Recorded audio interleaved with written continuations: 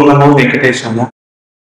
భారతీయ విజ్ఞానధార నామ్యాం అస్యాం గోష్ఠ్యాం అద్య విశేషరూపేణ ప్రాచీన భారతీయ విమానశాస్త్ర పరిచయः इति अयम् उपन्यासः अत्र समायोजितः.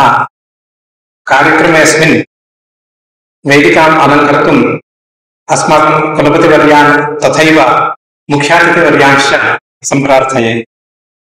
कार्यक्रमम् इदं वैदिक्या प्रार्थनया समारब्धुं कृष्णयजुर्वेदछात्रान् अहम् अनुरुन्धे.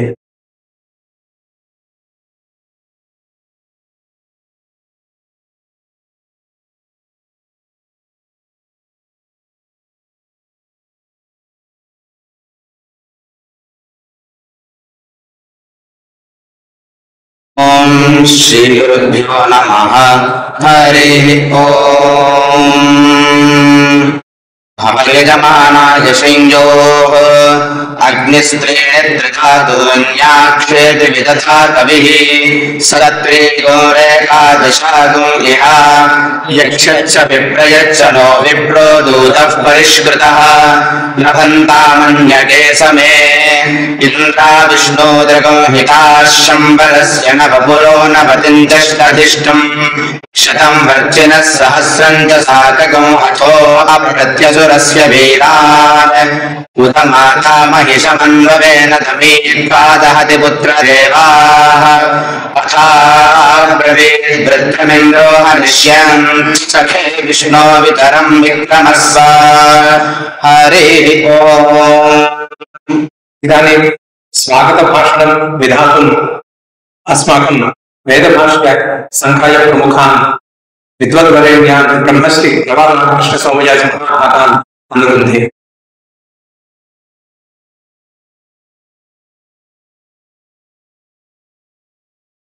श्री गुरुभ्यो नमः. सभाजी नमः. ऐभो विद्वांसः प्रियतमच्छात्राः कर्मचराः सुदिनं महदिदं भागधेयम् अद्य यत् भारतीय विज्ञानधारा इति शीर्षकाङ्कितायां प्राचीन भारतीय विमानशास्त्र परिचयः इति विषयिणी एकां गोष्ठीं वयम् अचिरादेव अनुभवामः. अत्र सर्वप्रथमं మిత్రులారా, ఈరోజు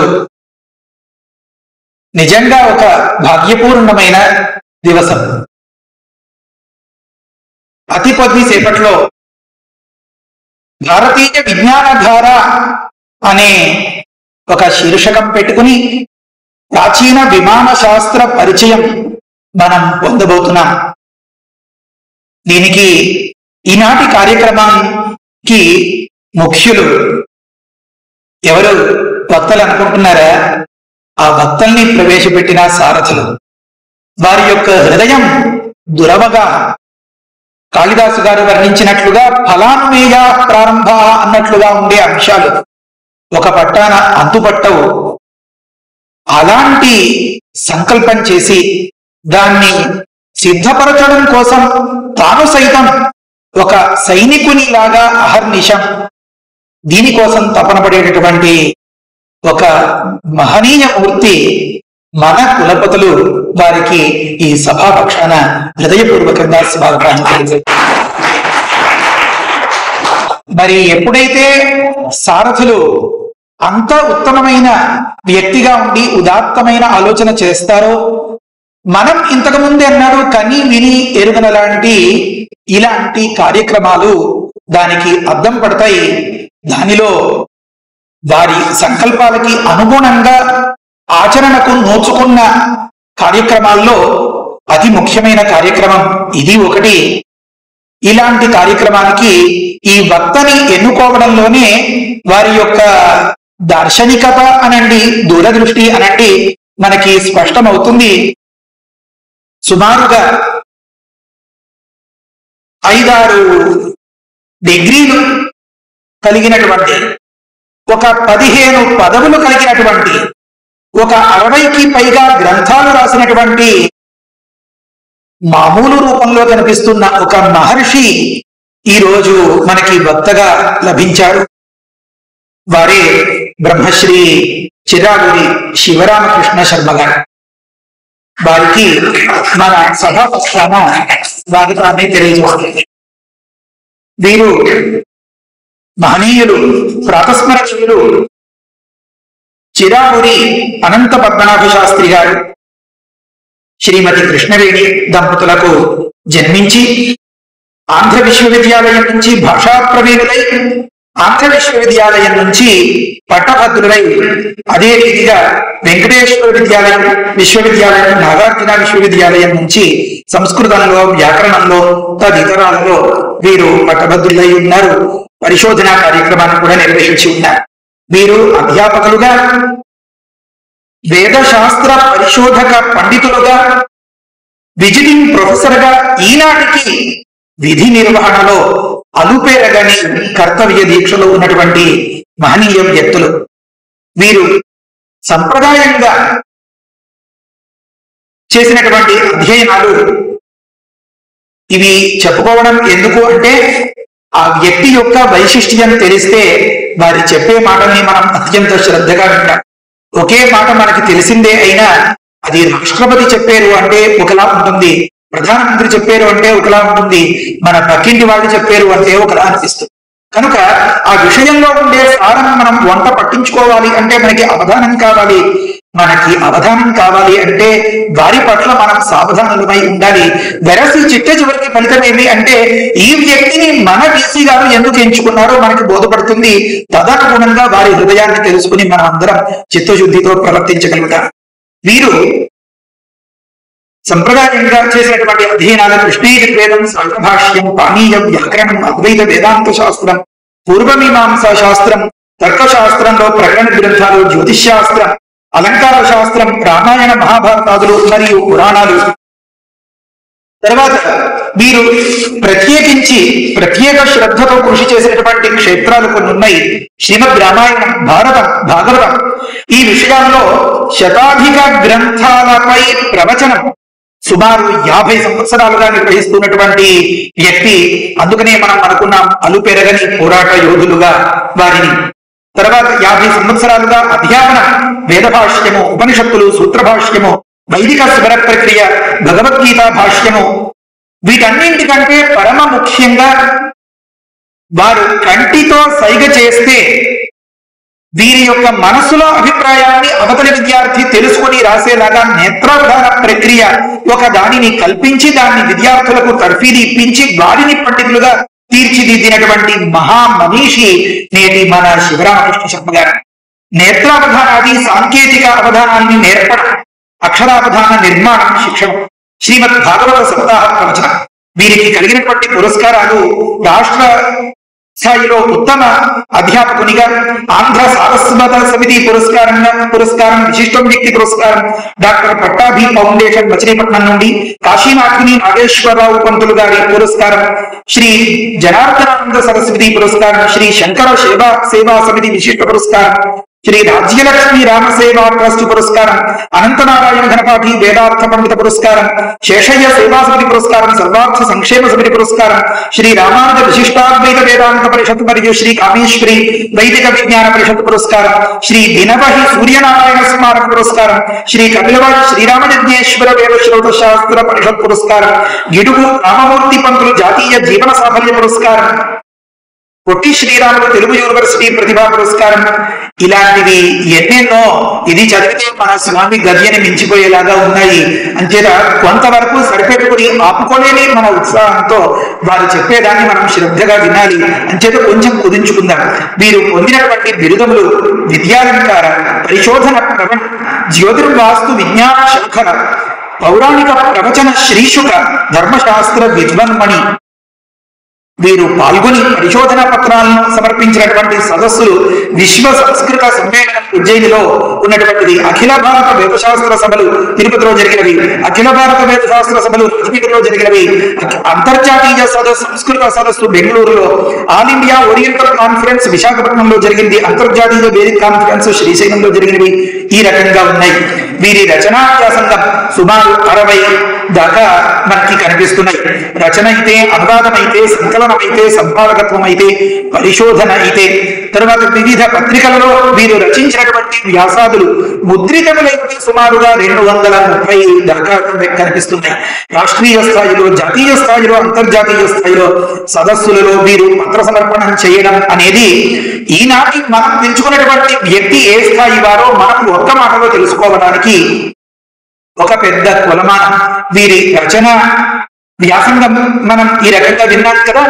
వివిధ శ్రీ వెంకటేశ్వర భక్తి ఛానల్ ద్వారా, సిబిఆర్ ఓం ఛానల్ ద్వారా, పూజా టీవీ ద్వారా, శివశక్తి సాయి ఛానల్ ద్వారా, భక్తి టీవీ ద్వారా, హిందూ ధర్మం ఛానల్ ద్వారా, ఆల్ ఇండియా రేడియో ద్వారా, శ్రీ సన్నిధి యూట్యూబ్ ఛానల్ మరియు రేడియో ప్రోగ్రాం ద్వారా, తర్వాత వేదాంత, శ్రీమద్ రామాయణ, మహాభారతం మొదలైనటువంటి విషయాలపై వీరు చేసినటువంటి ప్రసంగాలు పండితుల్ని ఆకట్టుకునేలాంటి ప్రసంగాలు. ఇది పరిచయం ఉన్న వారికి విడిగా చెప్పక్కర్లేదు. వీరి రచనలలో కొన్ని ఆంధ్ర మునిత్రయ తత్వదర్శనం, తెలుగు బోధనా పద్ధతులు, అథర్వ వేదానువాదం, కొన్ని కాండలు, శృతి సౌరభం, తర్వాత పురాణ తత్వదర్శనం, తర్వాత వైదిక ధర్మ సత్యార్థ ప్రకాశం, వేదాంగ నివేదన. ఈ రచనల దగ్గరికి వచ్చినప్పటికీ ఒక్క మాట స్పష్టంగా చెప్పుకోవాలి. సాధారణంగా బోద్ధారో మత్సరగ్రస్త అని భర్తృహరి గారు చెప్పారు. ప్రపంచమంతా పర్యటించి చెప్పినటువంటి ఒక నీతి, నాదేం పోయింది నాకెందుకులే అని గాని, లేకపోతే ఈ పక్కవాడికి ఈ రహస్యం తెలిసిపోతుందేమో అని గాని, ఇంకా ఏమైనా కారణాలు అనండి. అలసత్వానికి, ఊరికే ఉండిపోవడానికి చాలా కారణాలు. అవి సహజమైనవిగా ఉండగా పండితులై ఉండి వీరు నాకెందుకులే అని ఒక్క క్షణం కూడా ఉపేక్షించక ఎవరెవరో రాసినటువంటి వాటి వల్ల ఏర్పడే దుష్ప్రచారాలను వారి స్వంత ఖర్చుతో పూనుకొని వీరి రచన చేసి ఆ రచనల్ని వీరు అచ్చువేయించి వ్యక్తికి తిరిగి అవసరమైన వ్యక్తులకు దాన్ని పంపిణీ చేసి ప్రచారం చేసి ఆ విధమైనటువంటి మన వైదిక సిద్ధాంతాన్ని నిలబెట్టాలి, దీనికి తూట్లు పొడిచేటటువంటి వాళ్ళను ఉపేక్షించకూడదు అని కంకణం కట్టుకున్నటువంటి వ్యక్తి. వారిని చూస్తే మనకు అర్థమవుతుంది చేతికర్ర సహాయంతో ఇంత దూరం వచ్చారు అంటే వారి ఉద్యమం ఎంతో, వారి పట్టుదల ఎంతో. బహుశా ఆ చేయూత మన బీసీ గారు అయి ఉంటారు. వారే ఇక్కడ దాకా వారిని తీసుకొచ్చి ఉండవచ్చు, ప్రత్యక్షంగానో పరోక్షంగానో. వారి ప్రేరణ లేదే మనం అడుగెలా వేయగలుగుతాం. కనుక ఇంతటి ఉద్యమం అనేది ప్రధాన ఊపిరిగా ఉన్నటువంటి వ్యక్తి మన భర్త అయితే మనం గడిచిన 21వ తారీఖు నాడు అనుకున్న అలాంటి ఉద్యమ స్ఫూర్తితో నిరంతరం మహోజ్వలంగా కనిపించే వ్యక్తులు మన కులపతులు. ఇలాంటి మహనీయుల యొక్క సమావేశం మనకి ఒక అద్భుతమైన అంశాన్ని తప్పనిసరిగా అందిస్తుంది అని, దీనిలో ఉండేటటువంటి సారాన్ని మనం గ్రహించుకోవడానికి సమాయత్తులమై ఇప్పటికీ ఈ సంభాషణను ముగించుకుని తదుపరి కార్యక్రమానికి మనం వేచి చూద్దాం. ఈ అవకాశం ఇచ్చినటువంటి ప్రతి ఒక్కరికి కృతజ్ఞతల్ని తెలియజేసుకుంటున్నాను. హరయే నమః.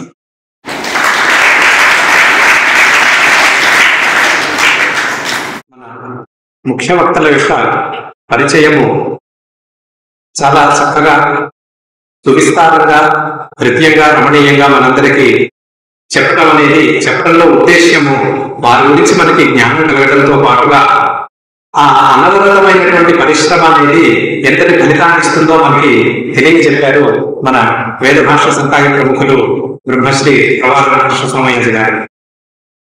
కులపతుల వారు ఈ కార్యక్రమ రూపకల్పన చేస్తున్నప్పుడే చెప్పారు, మన వెంకట విశ్వవిద్యాలయం యొక్క ముఖ్య ఉద్దేశాలలో వైజ్ఞానిక అంశాలన్నీ కూడా సమాజానికి చేరువయ్యే విధంగా వాటిని వెలికి తీసి అందరికీ పంచిపెట్టాలి.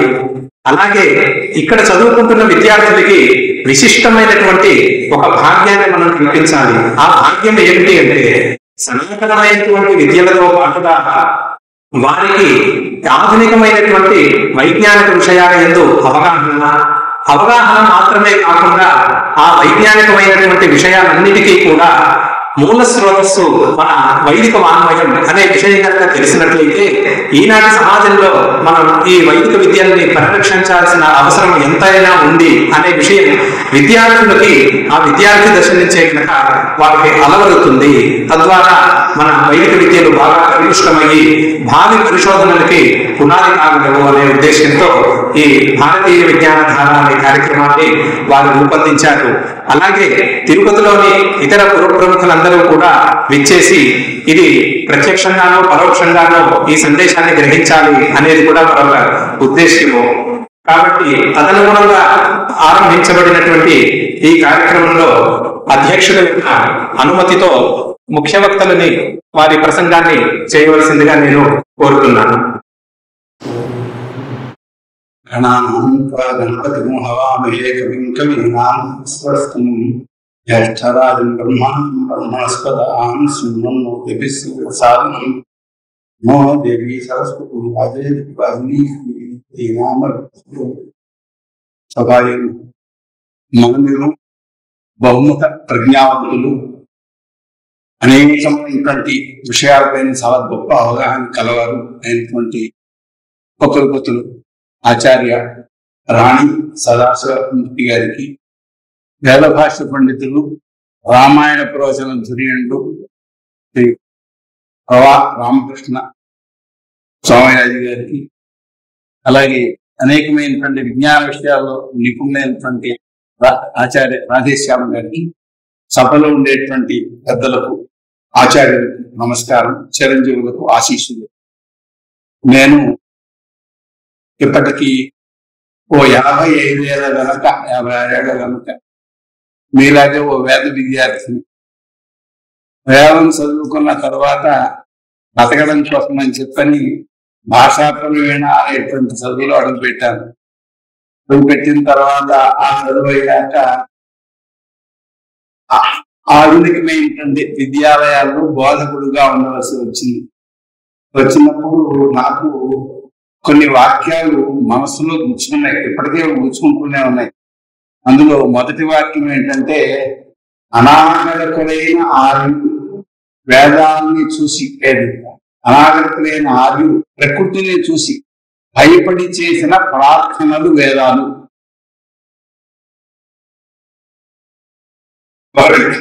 ఇంకొకటి, స్వార్థపరులైన పురోహితులు నిరుపయోగమైన కర్మకాండతో వేదాలను నింపారు. ఇది 2. ఇది వేదానికి సంబంధించిన పరిచయం. ఇక ఈ భారతదేశ చరిత్రలో ఉన్నటువంటి వాక్యాలు ఇప్పుడు గుచ్చుకుంటూ ఉన్నాయి, ఇంకా పోలేదు గాయకం. సనాతన ధర్మం క్రీస్తు పూర్వం 4వ శతాబ్దిలో కల్పించబడింది. దేవాలయాలు క్రీస్తు శకం 1వ శతాబ్దిలో కల్పించబడ్డాయి. దానికి పూర్వం బౌద్ధ మందిరాలు ఉన్నాయి, జైన మందిరాలు ఉన్నాయి. ఇది వాక్యం. నేను వేదం చదువుకున్న తర్వాత శాస్త్రాధ్యయనం మా నాన్నగారి దగ్గర, అలాగే పురాణాల అధ్యయనం కూడా చేస్తూ వచ్చాను. కానీ వీటి వేటిలో లేని అంశాలు, కొత్త విషయాలు. ఎవరిని అడగాలి? వేద పండితులను అడిగితే చిచి మాకు చెప్పకవి అంటారు, లౌకికులను అడిగితే అది చరిత్ర అంటారు. ఇలాంటి దశలో ఎవరిని అడగాలో తెలియక కవత పడుతూ కొంతకాలం గడిపాను. మాకు ఆంధ్ర విశ్వవిద్యాలయంలో ఎకడమిక్ స్టాఫ్ కాలేజీలో రొమ్మెల్లా థాపర్ అనేటువంటి ఒక ప్రొఫెసర్ రాసిన తరతరాల భారత చరిత్ర పుస్తకం ఇచ్చారు. దాంట్లో 3 తరాల పశుపతిదేవుడు, 2 కొమ్ములు ఉన్నాయి, అలాగే 3 కొమ్ముల దేవుడు, ఇలాంటి వాటిని పరిచయం చేశారు. ఏది మనకు రామాయణంలో లేవు, భారతంలో లేవు, పురాణంలో లేవు, వేదంలో లేవు. ఏమి ఇదేదో తెలియక చెప్పేవాళ్ళు లేక ఓ భూతద్దం పెట్టుకుని ఆ బొమ్మలు చూస్తూ ఆ గాయత్రి మాత్రం ప్రార్థిస్తూ చాలా కాలం గడిపారు. అదృష్టవశాత్తు నేను మళ్ళీ బ్రాహ్మణుడిగా జీవించడానికి నేను కొంత జ్ఞానం లభించింది. ఏం లభించింది? వాళ్ళు చెప్పిన 3 తరాల పశుపతి దేవుడిలో పక్కన నాకు దేవనాగరి ప్రణవం కనపడింది. మనం ప్రణవం రాస్తాం కదా, ప్రణవం అక్కడ కనపడింది. ఆ తర్వాత ఆ పుస్తకంలో వాళ్ళు చూపిన బొమ్మల్లో 88 ఆధారాలు వేదంలో ఉన్న విషయాలు ఉన్నాయి అని తెలుసు. అప్పుడు ఇప్పటికి 23 సంవత్సరాలు కనుక హరప్పా సంస్కృతిలో వైదిక సంస్కృతి అని వ్యాసం రాశాను. అది ఇప్పటికి 5,000 సంవత్సరాల వెనక వేదాలు ఉన్నాయి, వేదాల్లో ఉండే విషయాలే ఇప్పుడు బొమ్మలుగా వేశారు అని చెప్పింది. నాకు ఆర్కియాలజీ డిపార్ట్మెంట్ ఆయన ఉత్తరం రాశాడు.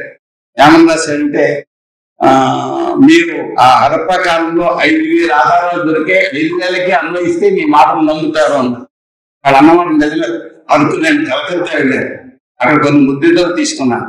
వాళ్ళు ఇవ్వడానికి ఒప్పుకోలేదు, ఏదో మిత్ర సాయంతో తీసుకున్నాం. ఆ తీసుకున్న తర్వాత మళ్ళీ కొన్ని వ్యాసాలు రాశాను. హరప్పా సంస్కృతిలో నమ్మకబుద్ధుడు, హరప్పా సంస్కృతిలో శివావతారాలు, హరప్పా సంస్కృతిలో స్వస్తికం, 5,000 సంవత్సరాలకి సంస్కృతి ఉంది అని రాశాను. కానీ మరి పూర్తిగా సమాధానం కాదు. ఎందుకంటే ఇప్పుడు క్రీస్తుపురం 4వ శతాబ్దంలో పుట్టింది అంటే అప్పటికి 3,000 సంవత్సరాల వెనక ఉంది అంటున్నాం. మధ్యలో ఏమైంది అంతేయమంటున్నారు, ఏం లేదు అంటున్నారు. అటువంటి పరిస్థితిలో 2 నెలల వెనక అదృష్టవశాత్తు శాతవాహనుల కాలం నుంచి యుధిష్ఠిరుని వరకు, యుధిష్ఠిరుని దగ్గరించి రాముని వరకు, రాముని నుంచి ఇక్ష్వాకు వరకు కూడా ఆధారాలు దొరికాయి ప్రాచీన భారతదేశ చరిత్ర. ఇక్కడ మనసు సిద్ధించింది. మనకి నిజం ఎవరు చెప్పినా సరే నిజమని నిరూపించవచ్చు అని చెప్తున్నారు. అలాగే వాళ్ళన్నది ఏంటి, అనాగరికులైనటువంటి ఆవిలు ప్రకృతిని చూసి భయపడి చేసిన ప్రార్థన వేదాలు, భయపడి చేసిన ప్రార్థన వేదాలు కావు. వేదంలో చాలా విషయాలు ఉన్నాయని శృతి సౌరభం 1, శృతి సౌరభం 2, శృతి సౌరభం 3 పుస్తకాలు రాశాను వరుసగా.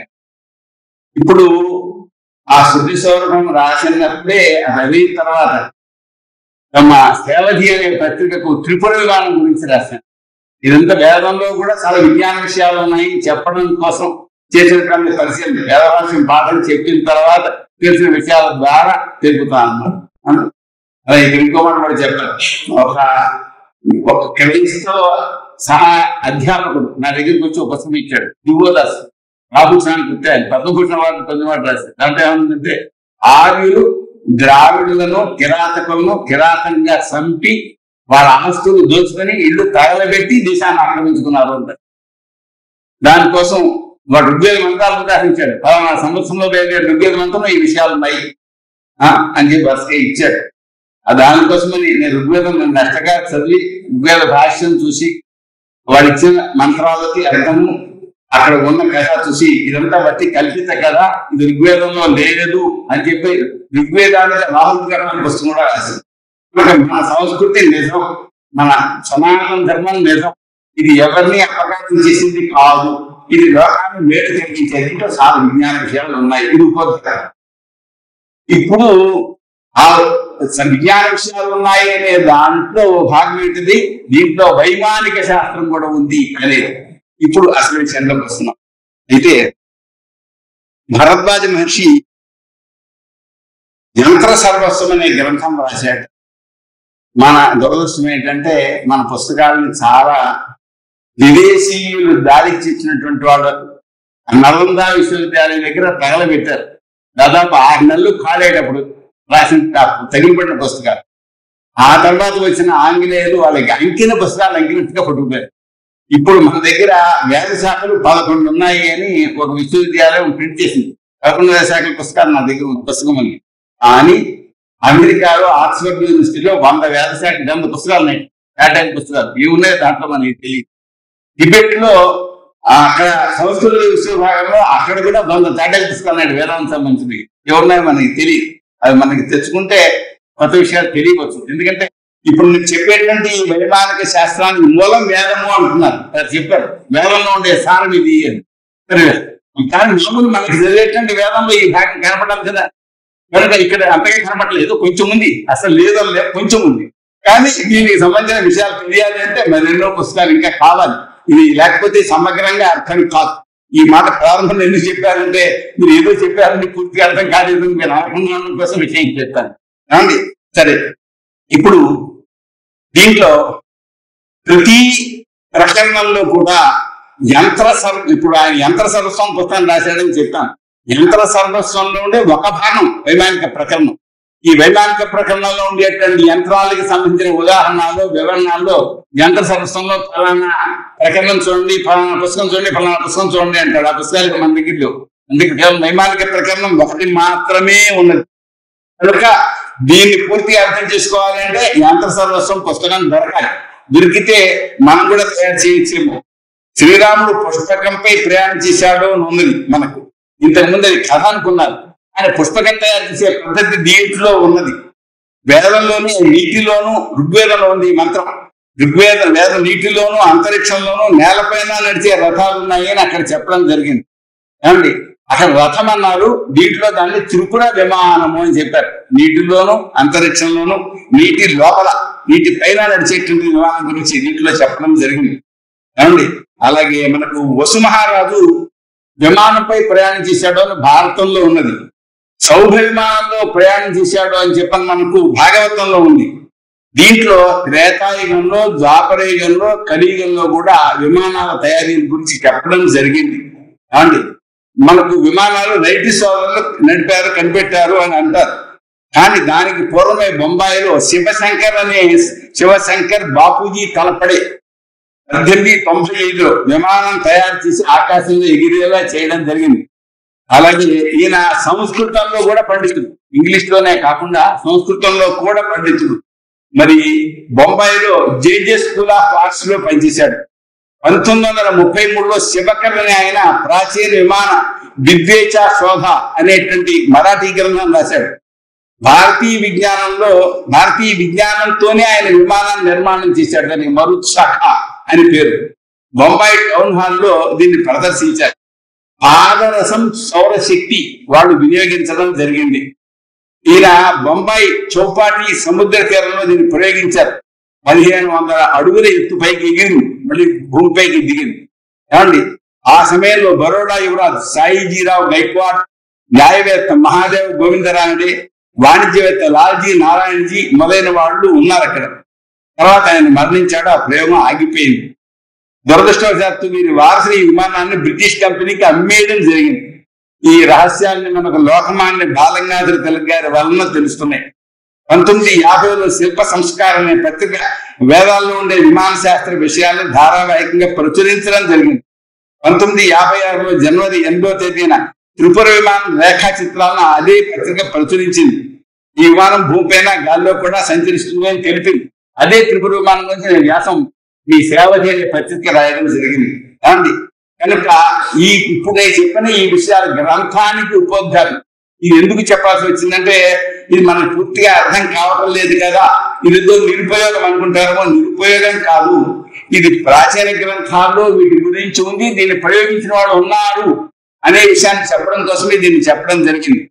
కనుక ఇప్పుడు మనకి ప్రాచీన గ్రంథాలు అంటే ఎంత సర్వస్వం మిగిలిన గ్రంథాలు దొరికినా లేదా ఆధునిక విమాన నిర్మాణ శాస్త్రంలో నైపుణ్యం కలవాళ్ళు మన కులపతి గారు వంటి సంస్కృత పండితులు ఇద్దరూ కలిసి ఈ విమాన శాస్త్రాన్ని అధ్యయనం చేస్తే దాంట్లో సాంకేతిక పదాలను అర్థం చేసుకుని విమానం తయారు చేయడానికి అవకాశం ఉంటుంది. ఎందుకంటే ఈ ఒక్క గ్రంథం ద్వారా పూర్తి తయారు చేయడానికి అవకాశం తక్కువగా ఉంది. అది మనం చేసేది. కాబట్టి తర్వాత ఇది ఇప్పుడు చెప్పిన విమాన శాస్త్రం ప్రాచీలిఖిత భాండాగారంలో దొరికింది కనుక దీంట్లో పేర్కొన్నటువంటి ఆ యంత్ర సర్వస్వం భాగాలు కూడా మనకు ఈ ప్రాచీలిఖిత భాండాగారంలో దొరికినట్లయితే అప్పుడు ఇది చేయడానికి అవకాశం ఉంటుంది. అండి ఇది దీనికి సంబంధించినటువంటి స్థూలమైన పరిచయం ప్రారంభించి చెప్పడం జరిగింది. యద్విమానగతా సర్వే యాంతి బ్రహ్మ పరంపదం తన్నత్వా పరమానందం శ్రీమస్తక చోగోచరం ఎట్లా గమనించేశారు. ప్రణవం ద్వారా బ్రహ్మని పొందవచ్చు. ఇక ప్రణవాన్ని విమానంగా చెప్పాడు. అంటే ఈ విమానం ద్వారా బ్రహ్మలోకానికి కూడా వెళ్ళవచ్చు అని. ఇది అతిశయోక్తిగా అనుకోకూడదు.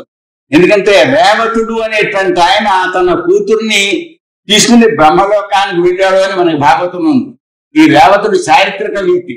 మనకి ఇప్పుడు సముద్ర గర్భంలో ద్వారక దొరుకుతోంది.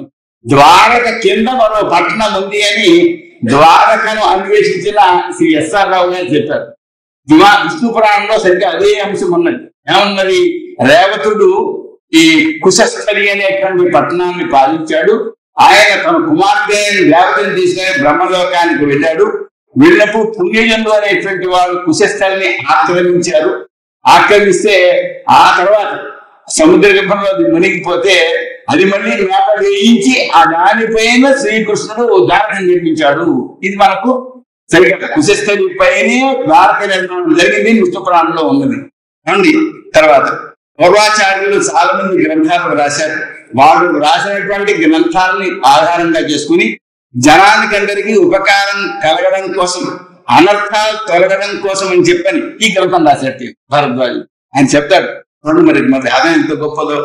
త్రయీ హృదయ సందోహ సారభూతం సుఖప్రదం. వేదం యొక్క సారభూతమైనది సుఖాన్ని కలిగించేది. 500 సూత్రాలతో 100 అధికరణాలతో 18 అధ్యాయాలతో అతి గూఢమైన దీని రాసిన జగతాం అతిసంధాన కారణం. ఈ మొత్తం దేశాలన్నిటి కూడా, దేశాలుగా లోకాలని కూడా ఒకదాన్ని కూడా కలుసుకోవడానికి వీలైన కారణము అని చెప్పారంటే మరో లోకం కూడా వెళ్ళేవారు. ఏది ఈ విమానాల ద్వారా అనాయాస వ్యోమయాన స్వరూప జ్ఞాన సాధనం. అటువంటి అనాయాసంగా ఆకాశంలో ప్రయాణం చేయడానికి సాధనమైన విమాన శాస్త్రాన్ని చెప్తున్నాను అని చెప్పి చెప్పడం ప్రారంభించారు. ఈ విమాన శాస్త్రానికి వాల్మీకి గణితం కావాలి, ఆ పుస్తకం లేదు. అంటే గణితం లేకపోతే తయారు చేయడం కుదరదు. కాబట్టి న్యాయశాస్త్రానికి సంబంధించిన విషయాలు కావాలి. పరిభాష చంద్రిక ఉంటుంది, దీంట్లో వాడిన పరిభాషలు వివరించే పుస్తకం అది కూడా దొరకటం లేదు. ఏమంటే నామార్థ కల్పనం, ఏ పేరుకి ఏమిటి అర్థం అది చెప్పే పుస్తకం.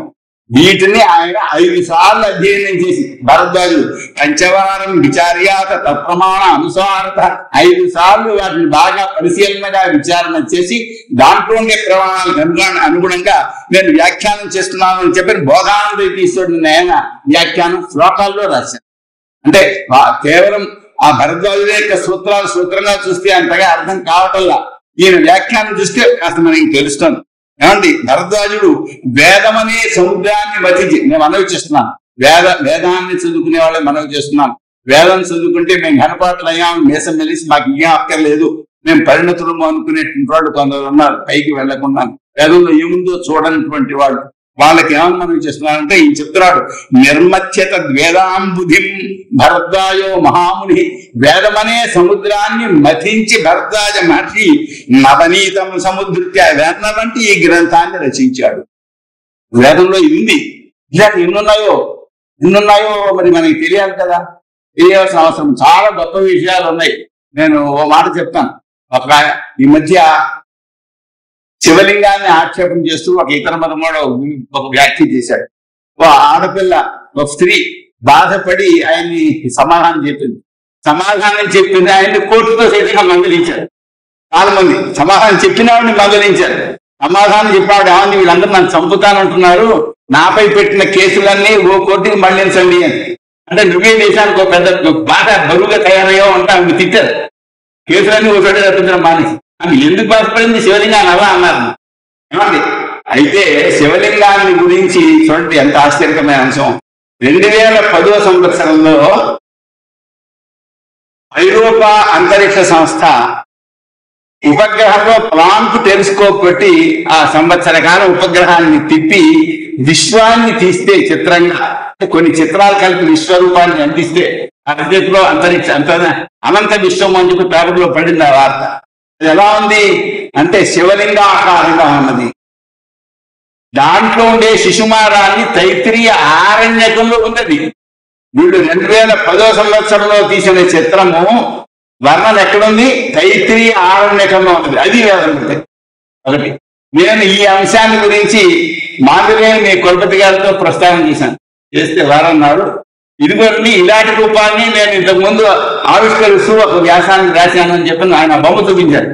చిత్రం ఏంటంటే 2010వ సంవత్సరంలో ఉపగ్రహంపై ప్లాంక్ టెలిస్కోప్ పెట్టి వాళ్ళు తీసిన చిత్రం వేదంలో ఉంది. దాన్ని వేదంలో ఉందనే విషయాన్ని ఆయన గమనించకుండానే ఇదిగో విశ్వం ఇలా ఉంటుంది అంటే మీ కులపతి గారు ఆవిష్కరించారు. అంత మహానుభావులే.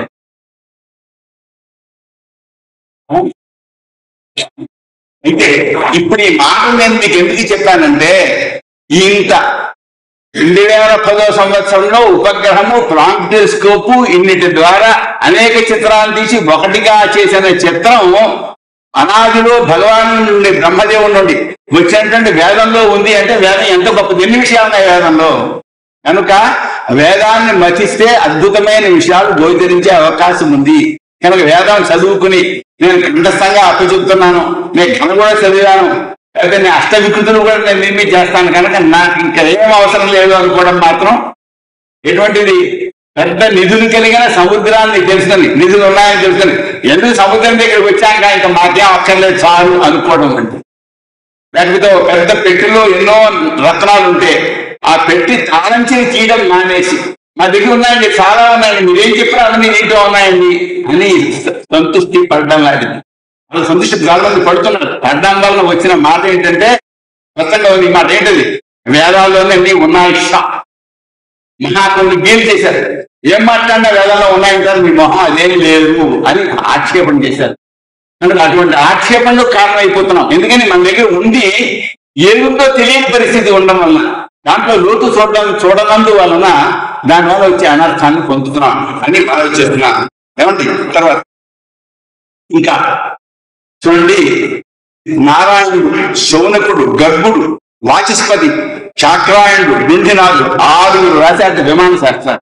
వాళ్ళు రాసిన గ్రంథాల పేరు విమాన చంద్రిక, వ్యోమయాన తంత్రం, యంత్రకల్పం, జ్ఞానబిందు, జ్ఞాన ప్రదీపిక, వ్యోమయానార్క ప్రకాశం 6 గ్రంథాలు. ఈ వీటిని చూసి భరద్వాజుడు గ్రంథం రాశాడు. అంటే భరద్వాజుడికి పూర్వమే ఈ శాస్త్ర గ్రంథాలు మనకు ఉన్నాయి అని అర్థం. ఈ అంశంలో ఇంకోటి కూడా నేను మనం చేస్తున్నాను ఏంటంటే, ఆ మధ్య కాలంలో స్నానం చేస్తుంటే తాటాకు వస్తువులు కొట్టుకొచ్చింది. ఆ తాటాకు వస్తువులు తీసుకెళ్ళి ఇంట్లో పెట్టి కాస్త ఆరబెట్టి చూస్తే అదేంటిది నన్నయ్య గారు రాసిన భారతం. చాలా మంది ఏదైనా పాఠ పుస్తకాలు వాళ్ళ ఇంట్లో ఉంటే ఇంట్లో అడ్డంగా ఉన్నాయని చెప్పని అవతల పడేయడం, చెద పట్టించడం, లేకపోతే ఎవరికైనా ఇచ్చేయడం ఇలా చేసే పరిస్థితులు మన ఇళ్లలో ఉన్నాయి. వైదికుల ఇళ్లలో కూడా ఉన్నాయి. ఎన్నో గ్రంథాలు పెద్దవాళ్ళు తయారు చేసినాయి. కానీ ఆనాటి గ్రంథాల్లో ఎలాంటి విషయాలు ఉంటాయి, ఇలాంటి విషయాలు ఉంటాయి. వ్యోమయానాత్మ ప్రకాశం అద్భుతం లేవు, దొరకట్లేదు, ఎక్కడున్నాయో తెలియదు.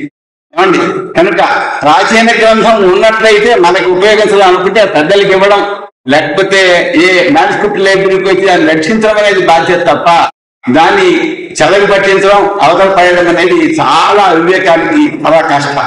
దీనికి విమానం పేరు పెట్టారు. ఎందుకంటే ఇవి పక్షితో పక్షి యొక్క గమనం ఎటువంటిదో ఏ విధంగా ఉంటుందో అటువంటి వేగంతో సమానమైంది కనుక దీనికి విమానం అని పేరు పెట్టాము అని చెప్పారు. ఆకాశగమనంలో దీనికి శక్తి ఉంది కనుక భూమి యందు, నీటి యందు, అంతరిక్షమందు మరి పక్షి వలె వేగంగా ప్రయాణం చేసేది కనుక దీన్ని విమానము అని నిర్వచనం చేశారు.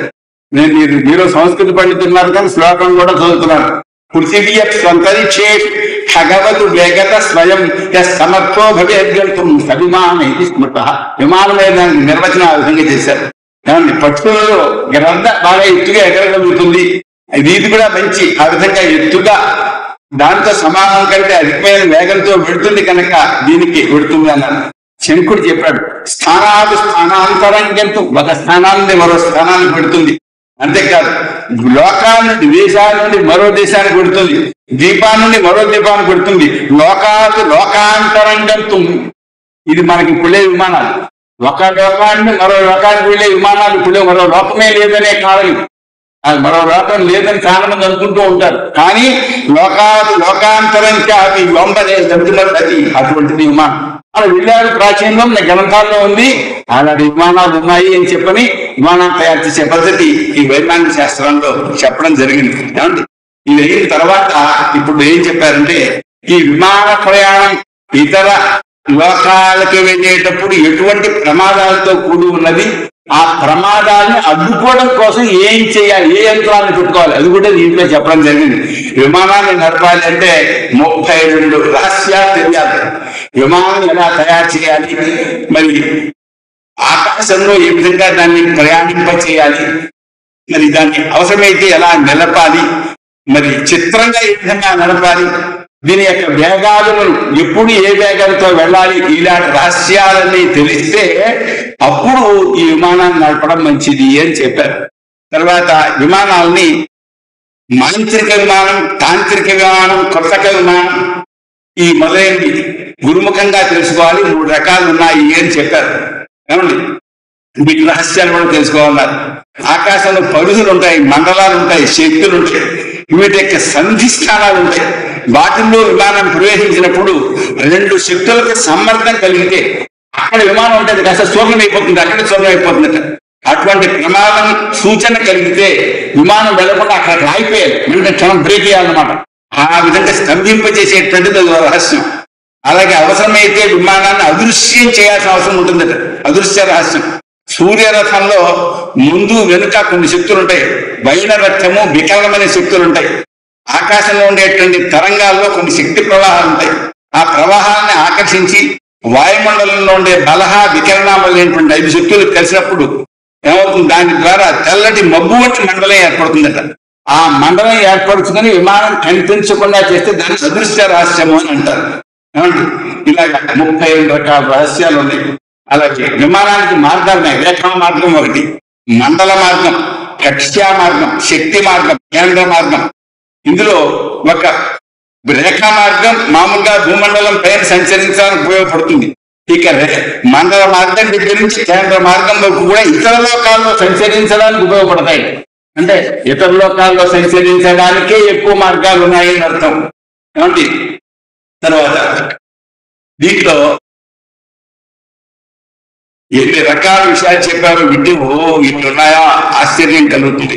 2 రేఖాది మార్గాల్లో 2 శక్తులు కలిసే చోట ఆవర్తాలు ఏర్పడతాయి, సుడులు. ఆ సుడుల్లో విమానం పడింది అంటే అది విధ్వంసం అయిపోతుంది. ఆ వినాశం కలగకుండా ఉండడం కోసం ఎక్కడ ఆవర్తాలు ఏర్పడతాయో తెలుసుకోవాలి. ఒక విమానం తయారు చేయాలంటే 31 అంగాలు కావాలి. విమానంలో ఏ అంగం ఎక్కడ అమర్చాలో చెప్పాలి, ఇవన్నీ అక్కడ చెప్పారు. పరివేష స్థానం ఉందనుకోండి, విమానానికి పైన పెట్టాలి. వైరూప్య దర్పణం ఉన్నది, దాని విమానానికి ముందు పెట్టాలి. ఇలా ఏ అంగం విమానంలో ఎక్కడ అమర్చాలో చెప్పారు. విమానం నడిపేటువంటి వాడు ఎటువంటి దుస్తుల్ని కట్టుకోవాలో చెప్పారు. మామూలు దుస్తులు అక్కడ సరిపడవు. దుస్తుల్ని మనం ఇప్పుడు దూదితో తయారు చేసుకుంటాం, ఇక్కడ కొత్తగా వస్తున్నాయి. కానీ పూర్వం పట్టు, దూది, నాచుతో బట్టలు చేయడం మామూలుగా మనకి తెలియదు, కానీ నాచుతో కూడా బట్టలు చేసేవాడు, ఉండితో చేసేవాడు. అబ్బటంతో దుస్తులు తయారు చేయడం మనకి తెలియదు, అబ్బటంతో కూడా తయారు చేసేవాడు, తోలుతో కూడా తయారు చేసేటువంటి వాడు. కనుక వీటిలో 27 రకాలుగా అభ్రకజలంతో శుద్ధి చేయాలి ఈ వస్త్రాలు. నూనెలతో ఉడికించాలి, రకరకాల నూనెలు తయారు చేసి వాటిలో ఉడికించాలి, ఎండబెట్టాలి, కొన్ని రసాల్లో తడపాలి, గర్భతాపన యంత్రంతో వేడి చేయాలి, అప్పుడు ఆ వస్త్రాలను ధరించాలి. అంటే విమానంలో ధరించడానికి ప్రత్యేకమైన వస్త్రాలు తయారీ, ఇంత విశేషం, ఇంత ప్రక్రియ ఉన్నది. దారం తీపిన దగ్గర నుంచి చెప్పారు. అలాగే ఋతువులను అనుసరించి విమాన చాలకులు ఆహారం తీసుకోవాలి. వసంత గ్రీష్మాల్లో గేదె పాలు, పెరుగు నెయ్యి, బలి కందులు, గొర్రె మాంసం వీటిని ఆహారంగా తీసుకోవచ్చు. ఏమంటే బ్రాహ్మణులని మాంసం తినడం లేదు, బ్రాహ్మణులు అయితే తినకూడదని కూడా అక్కడ రాశారు. ఏమండి, తర్వాత ఇలాగే మిగిలిన ఋతువుల్లో కూడా ఏ ఋతువులో ఎటువంటి ఆహారం తీసుకోవాలో నడిచి చెప్పారు. విమానం నడిపేటువంటి 5 సార్లు ఆహారం తీసుకోవాలి. మనకు మామూలుగా అయినట్లయితే అగ్నిహోత్ర సమోవిధి అని 2 సార్లు తినమంటారు, కానీ వాళ్ళు 5 సార్లు తిన్నారు. పగలు 3 సార్లు, రాత్రి 2 సార్లు. ఆహారం దొరకకపోతే ఆహార సారాన్ని తీసుకోవాలి. ఈ అన్నసారం 32 రకాల ఆహారాల నుంచి తీయడానికి కుదురుతుంది. వాటిని గుళికలుగా తయారు చేసుకోవాలి. ఈ గుళికలుగా వేసుకున్నటువంటి ఆహారం ఏంటి చాలా శ్రేష్టము అని చెప్పారు. కాబట్టి తర్వాత సోమవల్లి మొదలైన వాటిని కూడా ఆహారంగా తీసుకునే విధానం చెప్పారు. విమాన ప్రయాణం విషయంలో ప్రతి అంశానికి కూడా ఎన్నో గ్రంథాలను చెప్పారు. ఆ గ్రంథాల్లో ఉండే విషయాల్ని చెప్పుకోమని చెప్పారు. విమాన లోహాలను తయారు చేసే పద్ధతి గురించి చెప్పారు. ఇవన్నీ చూస్తే ఏమిటో అన్ని తెలియని విషయాలుగా అనిపిస్తున్నాయి, కానీ తెలియని కాదు, తెలుసుకునే అవకాశం ఉంది. ఇప్పుడు ఈ పుస్తకాన్ని ఆమంచి బాలకృష్ణ శాస్త్రి గారు అనుకోండి, ఆయన బాల సుధాకర్ శాస్త్రి, ఆయన దాన్ని ముద్రణ చేశారు. నేను తెలుగులో కూడా రాయించాను. ఆయనతో నేను మాట్లాడాను.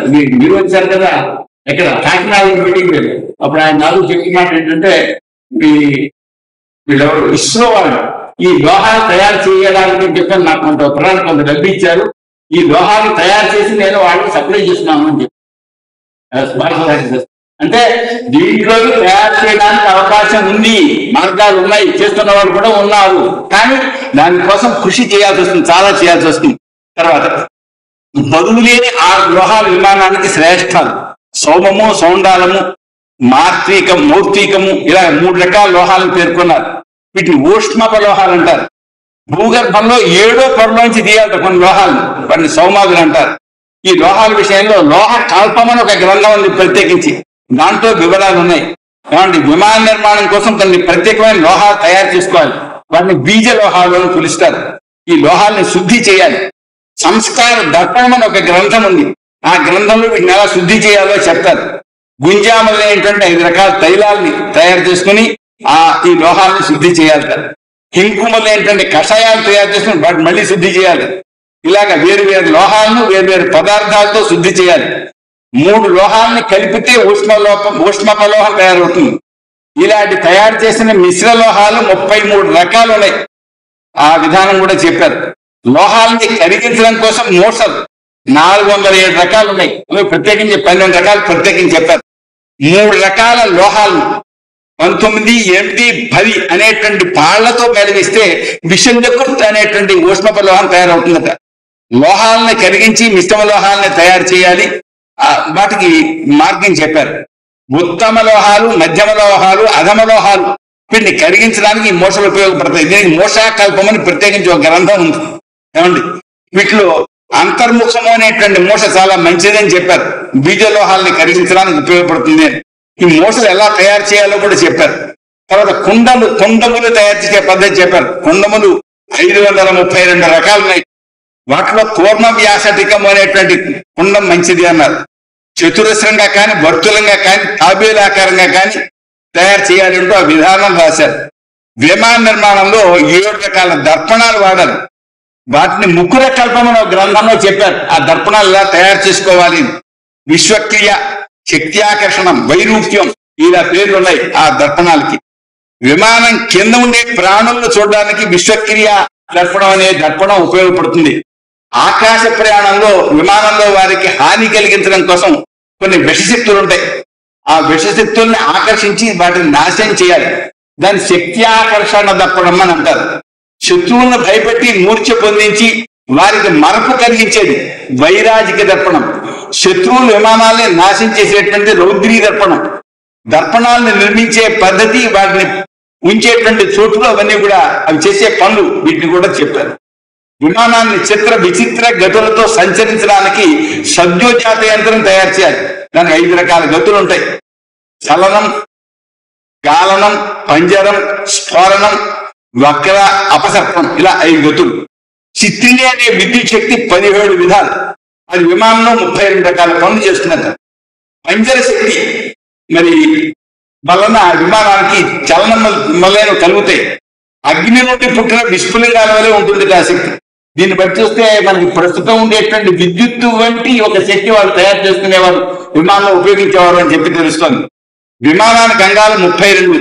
ఆ అంగాలేని యంత్రాన్ని తయారు చేసే విధానం చెప్పారు. సూర్యకిరణాలను ఆకర్షించేటువంటి దర్పణాలను గురించి చెప్పారు. విద్యుత్ యంత్రం, తీగలు, వాటిలో రుచిరద్రావక మణి అనేటువంటి చోట శక్తిని ప్రసరింపచేయాలి. ఆ శక్తి విశ్వక్రియా దర్పణ స్థానంలో ప్రవేశింపజేయాలి. ఆయా ప్రదేశాలను గ్రహించి ఏ ఏ దేశంలో ఏ విషయాలు ఉన్నాయో వాటిని గ్రహించి గణితం ద్వారా నిర్ధారణ చేసుకోవాలి. ఇలాగా ఈ యంత్రం వల్ల విమానం వెళ్ళేటప్పుడు కింద ఉండేటువంటి దేశాల విషయాలన్నీ కూడా గ్రహించడానికి వీలవుతుంది. దర్పణం ద్వారా విమానంలో కలిగే ప్రమాదాన్ని తెలుసుకుని వాటిని కూడా నివారించడం శక్యమవుతుంది. ఆకాశంలో తరంగ వాయువులలో రౌద్రి అనే తరంగాలు ఉంటాయి. ఆ రౌద్రి అనేటువంటి తరంగాల్ని ఆకర్షించి విమానాన్ని నాశనం చేస్తారు కొందరు. కనుక అటువంటి వాటిని ఆకర్షించి వాటి నుండి రక్షించే దాన్ని శక్త్యాకర్షణ యంత్రం అంటారు. శక్త్యాకర్షణ యంత్రంలో సాంజనికాములైన మణులు ఉపయోగిస్తారు. వాటి వలన ఒక శక్తి ఆవిర్భవిస్తుంది. సూర్యకిరణాలను స్వాధీనం చేసుకుని విమానం తన మార్గాన్ని నుండి తప్పకుండా చేసేటువంటి యంత్రాన్ని పరివేష క్రియా యంత్రం అంటారు.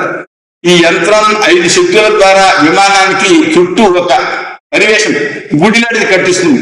సూర్యకిరణ సంబంధం వల్ల విమానం రేఖా మార్గం తప్పకుండా చేస్తుంది.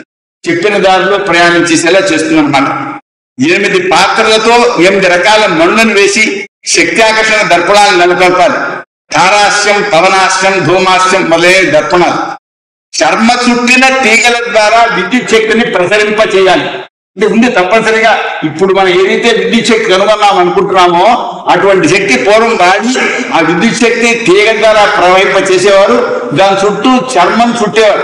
చూడడం వల్ల దానివల్ల వ్యక్తులకు బాధ కలగకుండా చేసేవారు అనమాట. అది చర్మ వేష్టిత తంత్రీది విద్యుత్ శక్తి ప్రసారం అక్కడ ఉన్నటువంటి వాక్యం అది. అలాగే కొన్ని కీలకాలు ఏర్పాటు చేయాలి. బ్రాహ్మణి చరిత్రం కలిస్తే అన్ని కేంద్రాల చెలలు చెలిస్తాయి. అలా చెలించేటువంటి మార్గంలో శక్తి స్థాపన పాత్రలను దృఢంగా నెలకొల్పాలి. వాటికి కుడివైపున వాత సంయోజన యంత్రం నెలకొల్పాలి. ఈ యంత్రం తయారు చేసే విధానం చెప్పారు. ధూమ ప్రసారణ యంత్రం చెప్పారు. దాన్ని చేసేటువంటి విధానం కూడా చెప్పడం జరిగింది. క్షీరికా వస్త్రాలను తయారు చేసుకుని వాటిని పటగర్భ యంత్రం ముఖంలో సంయోజనం చేయాలి. క్షీరికా పటాన్ని తయారు చేసే విధానం చెప్పారు. ఈ పటంతో పరివేశ క్రియానాళాన్ని కప్పాలి అని చెప్పారు. కిరణాకర్షణ ఆదర్శనాలను ఏర్పరచాలి. ప్రతిబింబాత్మక కిరణాకర్షణ ఆదర్శం ఏర్పాటు చేయాలి. దాన్ని తయారు చేసే విధానం చెప్పారు. 32 రకాల మణులు ఉన్నాయి. ఏమున్నాయో ఏమిటో చాలా చిత్రం పేర్లు చెప్పారు. వాటి శిరోమణులు అంటారు. వీటి విమానానికి పైభాగంలో సంయోజనం చేయాలి. విద్యుత్ యంత్ర ముఖాన్ని నుండి అన్ని తీగలు తీసుకొచ్చి ఒక మూలంలో సంయోజనం చేయాలి. వాటి ద్వారా శక్తి అపకర్షణ జరుగుతుంది. విద్యుత్ యంత్రానికి పైన దృఢమైన కిరణాకర్షణాలను ఏర్పరచాలి. విమాన శక్తి సంధాన కీలకాలను ఏర్పాటు చేసుకోవాలి. సూర్యునికి గ్రహాలకు చార, అతిచార, వక్ర, అతి వక్ర అనే సంచారాలు ఉంటాయి. వీటి వలన అగ్ని జ్వాలల వంటి శక్తి ప్రవాహాలు ఏర్పడతాయి. వాటి వలన విమానానికి నష్టం ఏర్పడే అవకాశం ఉంది. ఈ నష్టం కలగకుండా ఉండడం కోసం అంగోపసహార యంత్రం ఏర్పరచాలి. ఆ యంత్రం చేసే విధానం చెప్పారు. ఈ విమానం 300 వేగంతో అది ఆ కొలత ఏదో అది మనం తెలుసుకోవాలి. దానికోసం పరిశోధన చేయాలి. భూమి, మేఘం, విద్యుత్తు, వారుణ శక్తుల కలయిక వలన వ్యక్తులకు బుద్ధిమాంద్యం, జ్వరం, తలనొప్పి, దప్పిక, విరేచనాలు మొదలైన రోగాలు కలుగుతాయి. వాటిని నివారించడం కోసం విస్తృతాస్య క్రియా యంత్రం విమానంలో నెలకొల్పాలి. యంత్రం తయారు చేసే పద్ధతి చెప్పారు. విమానం నాశనం చేయడం కోసం శత్రువులు వస్తారు. వాళ్ళ శరీరాలకు విరూపత్వం కలిగించే వైరూప్య ఆదర్శ యంత్రాన్ని ఏర్పరచాలి. విమానానికి ప్రతిబంధకంగా చండవాయువుని నివారిస్తూ వస్తుంది. ఆ చండవాయువుని నివారించడం కోసం పద్మచక్ర ముఖ యంత్రం ఒకటి ఏర్పాటు చేయాలి. అది ఆ వాయువుని పీల్చుకుని వదిలివేస్తుంది. ఆ యంత్రం చేసే విధానం చెప్పారు. ఈ చండవాయువుతో పాటు ఒకప్పుడు ధూళి కూడా వస్తుంది. దానివల్ల విమానం నడిపే వారికి మాసూరిక వస్తుంది. విమానం శిథిలం అవుతుంది. దాన్ని నివారించడం కోసం పద్మచక్ర ముఖ యంత్రం కావాలి. ఈ భూమి లక్షపం మొదలైన కొన్ని బహిస్థాయిలు మామూలుగా పురాణాలు చెప్పుకుంటాం. అవన్నీ భూమిలో ఉండే శక్తులు అని చెప్పారు. దీంట్లో ఒక అద్భుతమైన సమన్వయం. తర్వాత గ్రీష్మకాలంలో సూర్య కిరణ శక్తుల జ్ఞానం చేత మిక్కిలి వేడిపోతుంది. దాన్ని కుడికా శక్తి అంటారు. అది విమానాన్ని భస్మం చేస్తుంది. ఆ విధంగా చేయకుండా ఆపడం కోసం కుంకిణీ శక్తి యంత్రం ఏర్పరచాలి. వసంత గ్రీష్మకాలాల్లో ప్రయాణించేటువంటి వారికి చల్లదనం కోసం పుష్పిణీ యంత్రం ఏర్పాటు చేయాలి. 2 గాలుల సుడులు సంధి ఏర్పడితే సూర్య కిరణాల ఘటన వలన ఎండ వజ్రాయుధంగా హాని కలిగిస్తుంది. ఆ అపాయాన్ని తొలగించడం కోసం అని చెప్పి పింజరా యంత్రం, పింజులాదర్శం ఏర్పాటు చేయాలి. దీనివల్ల ఉష్ణతాపం, పిడుగుపాటు, విమాన వేగం వల్ల కలిగే తాపం తొలగుతాయి. విమానంలో ఆక సంబంధమైన కుంపటి వల్ల పొగ వ్యాపిస్తుంది. అది బయటికి వెళ్ళడం కోసం నాల పంచకం ఏర్పరచాలి. శత్రువులు విమానాన్ని కడగడం కోసం భూమిలో మహాగోడ, అగ్నిగర్భ మొదలైన యంత్రాలను ఉపయోగిస్తారు. అంటే ఇప్పుడు కూడా పెద్ద పెద్ద ఇప్పుడు సరే ఏవో బాంబులు వంటి పెడుతున్నారే, అలా భూమిలో పెడితే పైకి పడతాయి. ఏమండి, వాటిని గుర్తించడం కోసం గుహాగర్భ ఆదర్శ యంత్రం ఏర్పరచాలి. అలాగే రోహిణి విష సంబంధమైన చూర్ణాన్ని, పొగలు మొదలైన వాటితోటి రకటాని పడి దీపకాంతి విష సమూహం చేత శత్రువులు విమాన నాశనం కోసం ప్రయత్నం చేస్తారు. ఆకాశంలో అటువంటి ప్రమాదాల నుండి రక్షించుకోవడం కోసం తమోత్వాన్ని స్థాపించాలి. అయితే ఇప్పుడు చెప్పినటువంటి ఇవన్నీ కూడా ఈ లోకం దాటి పైలోకాలకు విమానం వెళ్ళినప్పుడు అవసరం అవుతాయి. మనకి భూమిపై సంచరించే విమానాల కంటే కొంచెం ఎత్తులో సంచరించే విమానాలకు అంత అవసరం ఉండదు. అందుకని ఇప్పుడు విమాన శాస్త్రంలో ఈ అంశాలు లేకపోవచ్చు. వృష్టియాది వాతావరణ మండలాలకు పంక్తిరాజ కేంద్రస్థ శక్తి సంపర్కం వలన మండలాల మధ్య వాయువులు 2 ఏర్పడతాయి. వాటి ఘర్షణం వల్ల విషస్వభావం వల్ల వాయువులు పుడతాయి. వాటి సంబంధం వల్ల విమానానికి నష్టం కలుగుతుంది. దాన్ని వారిచే ఆపడం కోసం అని చెప్పని పంచవాత స్కంధ నాశ యంత్రం స్థాపించాలి. ఆకాశంలో 5వ కక్ష ఉంటుంది. 4 కక్షలు దాటాక 5వ కక్ష. అక్కడ విమానం సంచరించే సమయంలో అగ్నిజ్వాలలు ఉంటాయి, వాటి వల్ల విమానం భస్మం అవుతుంది. దాన్ని రాయించడం కోసం రౌద్ర దర్పణం ఏర్పాటు చేసుకోవాలి. ఆవహం మొదలైన మహావాత మండలాలు ఉంటాయి పైన, వాటిలో 9వ దాన్ని వాతాయనం అంటారు. గ్రీష్మత్తులో విమానం 4వ కక్షలో సంచరించే సమయంలో ఈ వాతాయనం యొక్క వేగం వల్ల విమానానికి వక్రగతి జరుగుతుంది. దానివల్ల నడిపే వారికి చాలా కష్టం కలుగుతుంది. ఈ అపాయం తొలగించడం కోసం వాతస్కంధ నాళ యంత్రం స్థాపించాలి. దానివల్ల వాహనం నడిపే వారికి సుఖం కలుగుతుంది. వర్ష ఋతువులో మేఘాల్లో మెరుపులు కదలికలు వస్తాయి. వాటిని విమానంలోని రౌద్ర్యాది దర్పణాలు ఆకర్షిస్తాయి. వాటి కలయికచే అగ్ని ఏర్పడుతుంది, విమానం భస్మం అవుతుంది. దాన్ని నివారించడం కోసం విద్యుత్ యంత్రం ఏర్పాటు చేయాలి. ఆకాశంలో 8వ కక్షలో వారుని, వాతం, అశని ఏమండి ఉంటాయి. వాటి కలయిక చేత చెవులు పగిలేంత పెద్ద శబ్దం బయలుదేరుతుంది. విమానం నడిపే వాళ్ళు చెవిటి వాళ్ళు అయిపోతారు. దాన్ని నివారించడం కోసం శబ్దోపసంహార యంత్రం స్థాపించాలి. 8వ మండలం మధ్య అనేకమైన ధూమకేతువులు ఉన్నాయి, ఒక సుక్కలు అంటాం. వాటిలో పెద్ద భయంకరమైనటువంటి మహాకాలాలు ఉన్నాయి. వాటి శక్తిని అడ్డగించడం కోసం విద్యుత్ ద్వాదశి యంత్రం నెలకొల్పాలి. విద్యుత్తు, వాయువు, ధూమశక్తులను సాధనం మొదలైన పనుల్లో నియమించే యంత్రం యాన ప్రాణ కుండలి యంత్రం. ఇది విమానాన్ని చెలింపచేయడానికి, మరి స్తంభింపచేయడానికి, విచిత్ర గమనం కల్పించడానికి, అడ్డంగా నడపడానికి కూడా ఉపయోగపడుతుంది. అవి నిర్ణయాల ద్వారా దొరుకుతుంది, చాలా ప్రధానం. విమానం కదలడానికి చాలా ముఖ్యమవుతుంది. ఇది కార్తీక మాస పౌర్ణమి నాడు గ్రహాల్లో ఉండేటువంటి, నక్షత్రాల్లో ఉండేటువంటి 8 రకాల శక్తులు ఉన్నాయి. అవి ఆకర్షిస్తాయి. ఒక శక్తి చల్లని గాలి రసరూపంగా విమాన శక్తిని హరిస్తుంది. శీతల రసరూప వాత శక్తి, చల్లటి శక్తి వస్తుంది అన్నమాట. అది విమానంలో ఉండేటువంటి వాటి శక్తిని లాగేస్తుంది.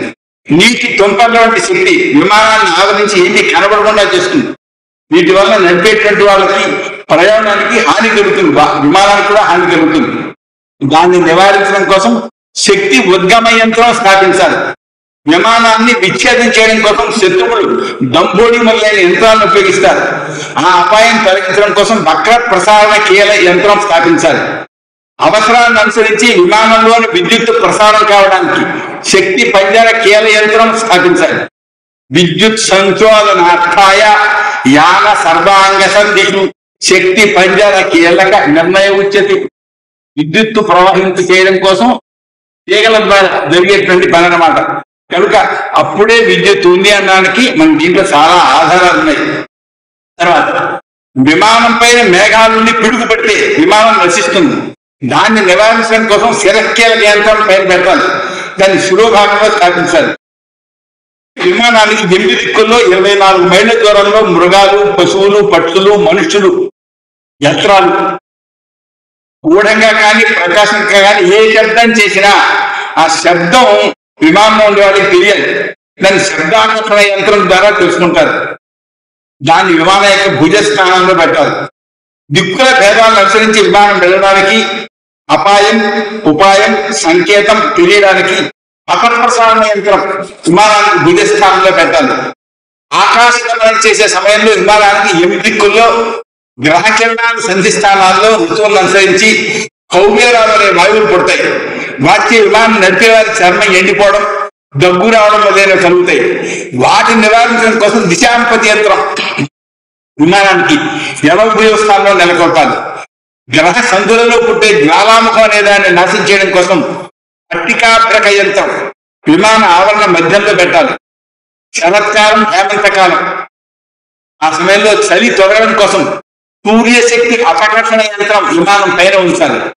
ఆమె విమానాన్ని నాశనం చేయడానికి శత్రువుల విమాన ఆవరణంలో కొన్ని యంత్రాలు ఉంటాయి. దాన్ని నివారించడం కోసం అపస్మార ధూమ ప్రసారణ యంత్రం నెలకొల్పాలి. అలాగే వారి పరిధి అంటే నీటికి సంబంధించిన పరిధి రేఖామండలాలు సందులు ఉంటాయి పైన. అక్కడ శక్తి ఉద్రేకం కలిగితే ప్రచండమైన గాలులు, వాటి సంఘర్షణ జరుగుతుంది. అప్పుడు అన్ని వైపుల నుంచి వాయు ప్రవాహాలు వస్తాయి. ఆ విమానానికి అవి ప్రమాదం కలిగిస్తే వాటిని నివారించడం కోసం స్తంభన యంత్రం పెట్టాలి. విమాన ప్రయాణం చేసేవారు అగ్నిహోత్రం చేసుకోవడం కోసం, వంట చేసుకోవడం కోసం వైశ్వాన నారాయణం పెట్టాలండి. అద్భుతమైన విషయం అండి. నేలకు వెళ్ళేవాళ్ళు అగ్నిహోత్రాలు చేయడం మానేశారు, సన్యాసాలు చేయడం మానేశారు. కానీ మన గ్రామాల్లో కనపడుతుంది. యుద్ధం చేసే సమయంలో సంధావనం చేసుకోవడం కోసం యుద్ధం ఆపి సంధావనం చేసుకుని ఆపేయించేస్తారు. ముఖ్యం వాడు సంధావనం. అగ్నిహోత్రాలు కూడా అంత ముఖ్యం. మరి బ్రహ్మచారులు చేయాలి కూడా అంగీకారం ఈ కాలంలో చేయటం లేదు. కానీ విమాన ప్రయాణం చేసే సమయంలో కూడా అగ్ని కార్యం కోసం అక్కడ యంత్రం పెట్టారు. వైశ్వానర నాణయంత్రము అని. బహుశా ఇది గ్యాస్ స్టవ్ చూసారా ఎంత ప్రాధాన్యం ఇచ్చారో మనవాడు. కృతయుగంలో ధర్మం 4 పాదాల ఉంది కనుక వారు సిద్ధులు, సాత్వికులు, జ్ఞానులు, అణిమాది సిద్ధులు కలవాళ్ళు, ఆకాశ గమనం కలవాళ్ళు. ఇదంటే ఇది ఆకాశ గమనం ఏంటి? ఇదంతా అసంభవం అనిపిస్తుంది. గత శతాబ్దిలో మహానుభావులు ఊరిగంటి నరసింహయోగి గారి గురువు గారు రామ్లాల్ ప్రభుజీ. రామ్లాల్ ప్రభుజీ ఆయన హిమాలయాలకు వెళ్ళారు. హిమాలయాలకు వెళ్తే అక్కడ మహాప్రభుజీ అని ఒక మహాసిద్ధి పురుషులు ఉన్నారు. ఆయన దక్షిణామూర్తి అవతారం చేస్తారు. ఆయన ఈయన్ని చేతితో పట్టుకుని ఆకాశ గమనం ద్వారా హిమాలయాలు ఒక కొండ నుంచి కొన్ని మైళ్ళు, 100 మైళ్ళేమో కూడా అంత దూరంలోనే మరో కొండకు తీసుకెళ్ళారు ఆయన ఆకాశ గమనం ద్వారా. ఇది ఎప్పటికీ ఇప్పుడు ఓరిగంటి నరసింహ గారు మన తిరుపతి గారి బంధువు, ఉపకులపతి గారి బంధువు మేనమామ గారు.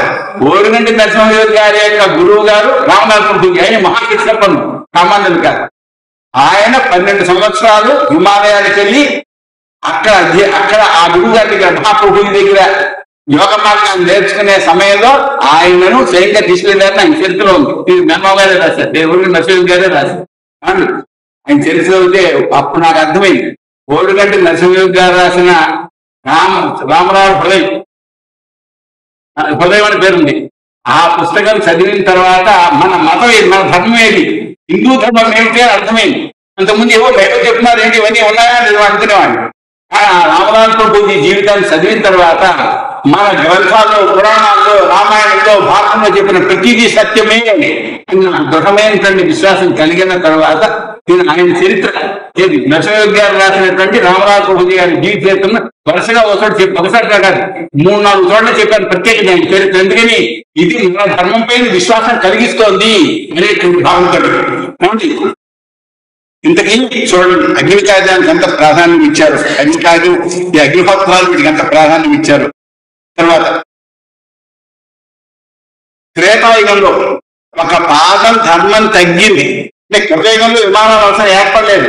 త్రేతాయుగంలో ఒక పాదం ధర్మం తగ్గింది, బుద్ధిమాన్యం కలిగింది, అనిమాది సిద్ధులు మెల్లాలయ్యాయి, ఆకాశగమనం, వాయువేగం దూరంగా పోయాయి. అప్పుడు మహాదేవుడు దక్షిణామూర్తి సనకాది మునులు నిమిత్తంగా చేసుకొని చాక్షుష దీక్ష ఇచ్చాడు. దీక్షలు ఉంటాయి మనకు. నరసింహయోగి గారే సిద్ధ యోగ మార్గం పుస్తకం రాశారు. దాంట్లో ఉన్నాయి దీక్షలు. దాంట్లో చాక్షుష దీక్ష ఒకటి.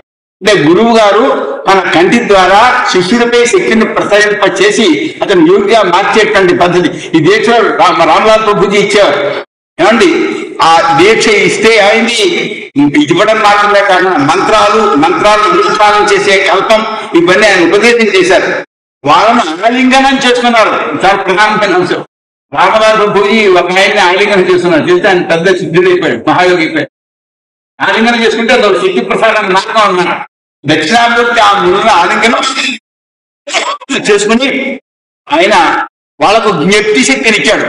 వాళ్ళు శతరుద్రీయ మంత్రాలతో ఆయనను స్తుతించారు. మన దగ్గర ఉన్నది శతరుద్రీయం నమ్మకం. దీని ద్వారా వాళ్ళు ఋషులు మహాదేవుణ్ణి స్తోత్రం చేస్తే ఆయన ప్రసన్నుడై మంత్రస్వరూప ద్రష్టత్వం అంటే మంత్రాన్ని దర్శనం చేసే శక్తిని ప్రసాదించాడు. వాటిలో రహస్యాలు వాళ్ళకి బుద్ధిలో తోచేలా చేశాడు, అనుభూతిని కలిగించాడు. అప్పుడు చెప్పాడు, ఇంతవరకు మీరు మునులు మౌనంగా ఉండే ధ్యానం చేసేవాడు, ఈ పైన మీరు ఋషులు అవుతున్నారు, నా ప్రభావం వల్ల మంత్రాన్ని దర్శిస్తారు అని చెప్పి ఆయన అనుగ్రహించారు. ఆ కరుణానిధి నా అనుగ్రహం వల్ల మీరు వేద మంత్రాలను అనుష్ఠానానికి ఉపయోగించే కల్పాలను రచించి బ్రహ్మచర్య వ్రతంతో నా ఆజ్ఞారూపమైన వేదమాతను వేదానికి మూలభూతమైన ఏకాక్షరం ప్రణవాన్ని ఆరాధించి మంత్ర రహస్యాలను నా హృదయాన్ని తెలుసుకుని సర్వ వేదాంత తాత్పర్య రహస్య జ్ఞానం పొందండి అన్నారు. మనం ఏ వేదం చదువుతున్నామో ఆ వేద తాత్పర్యంగా వాళ్ళ రహస్యాలను గ్రహించారు. అందులో ఒక రహస్యం ఇది, మనం చదువుకునే వేదంలో ఉండే రహస్యం. అందుకోసం ఈ మాటలు చెప్పాను నేను. ఏమండి తర్వాత ధర్మశాస్త్రాలు, పురాణాలు, ఇతిహాసాలు, భూత భౌతిక శాస్త్రాలు, వేదతత్వాన్ని అనుసరించి రచించండి అన్నారు. ఈ గడ్డపై ఉండే ఒక అద్భుతమైన అంశం ఇది. ఏంటది? ఇక నాట్యం బయలుదేరినా, కవిత్వం బయలుదేరినా, లేకపోతే శిల్పశాస్త్రం బయలుదేరినా వేదం మూలంగా, వేద ధర్మానికి అనుగుణంగా ఉంటుంది, వేద ధర్మానికి వ్యతిరేకంగా ఉండవు. ఇవి మన ప్రాచీనమైనటువంటి ధర్మాలు.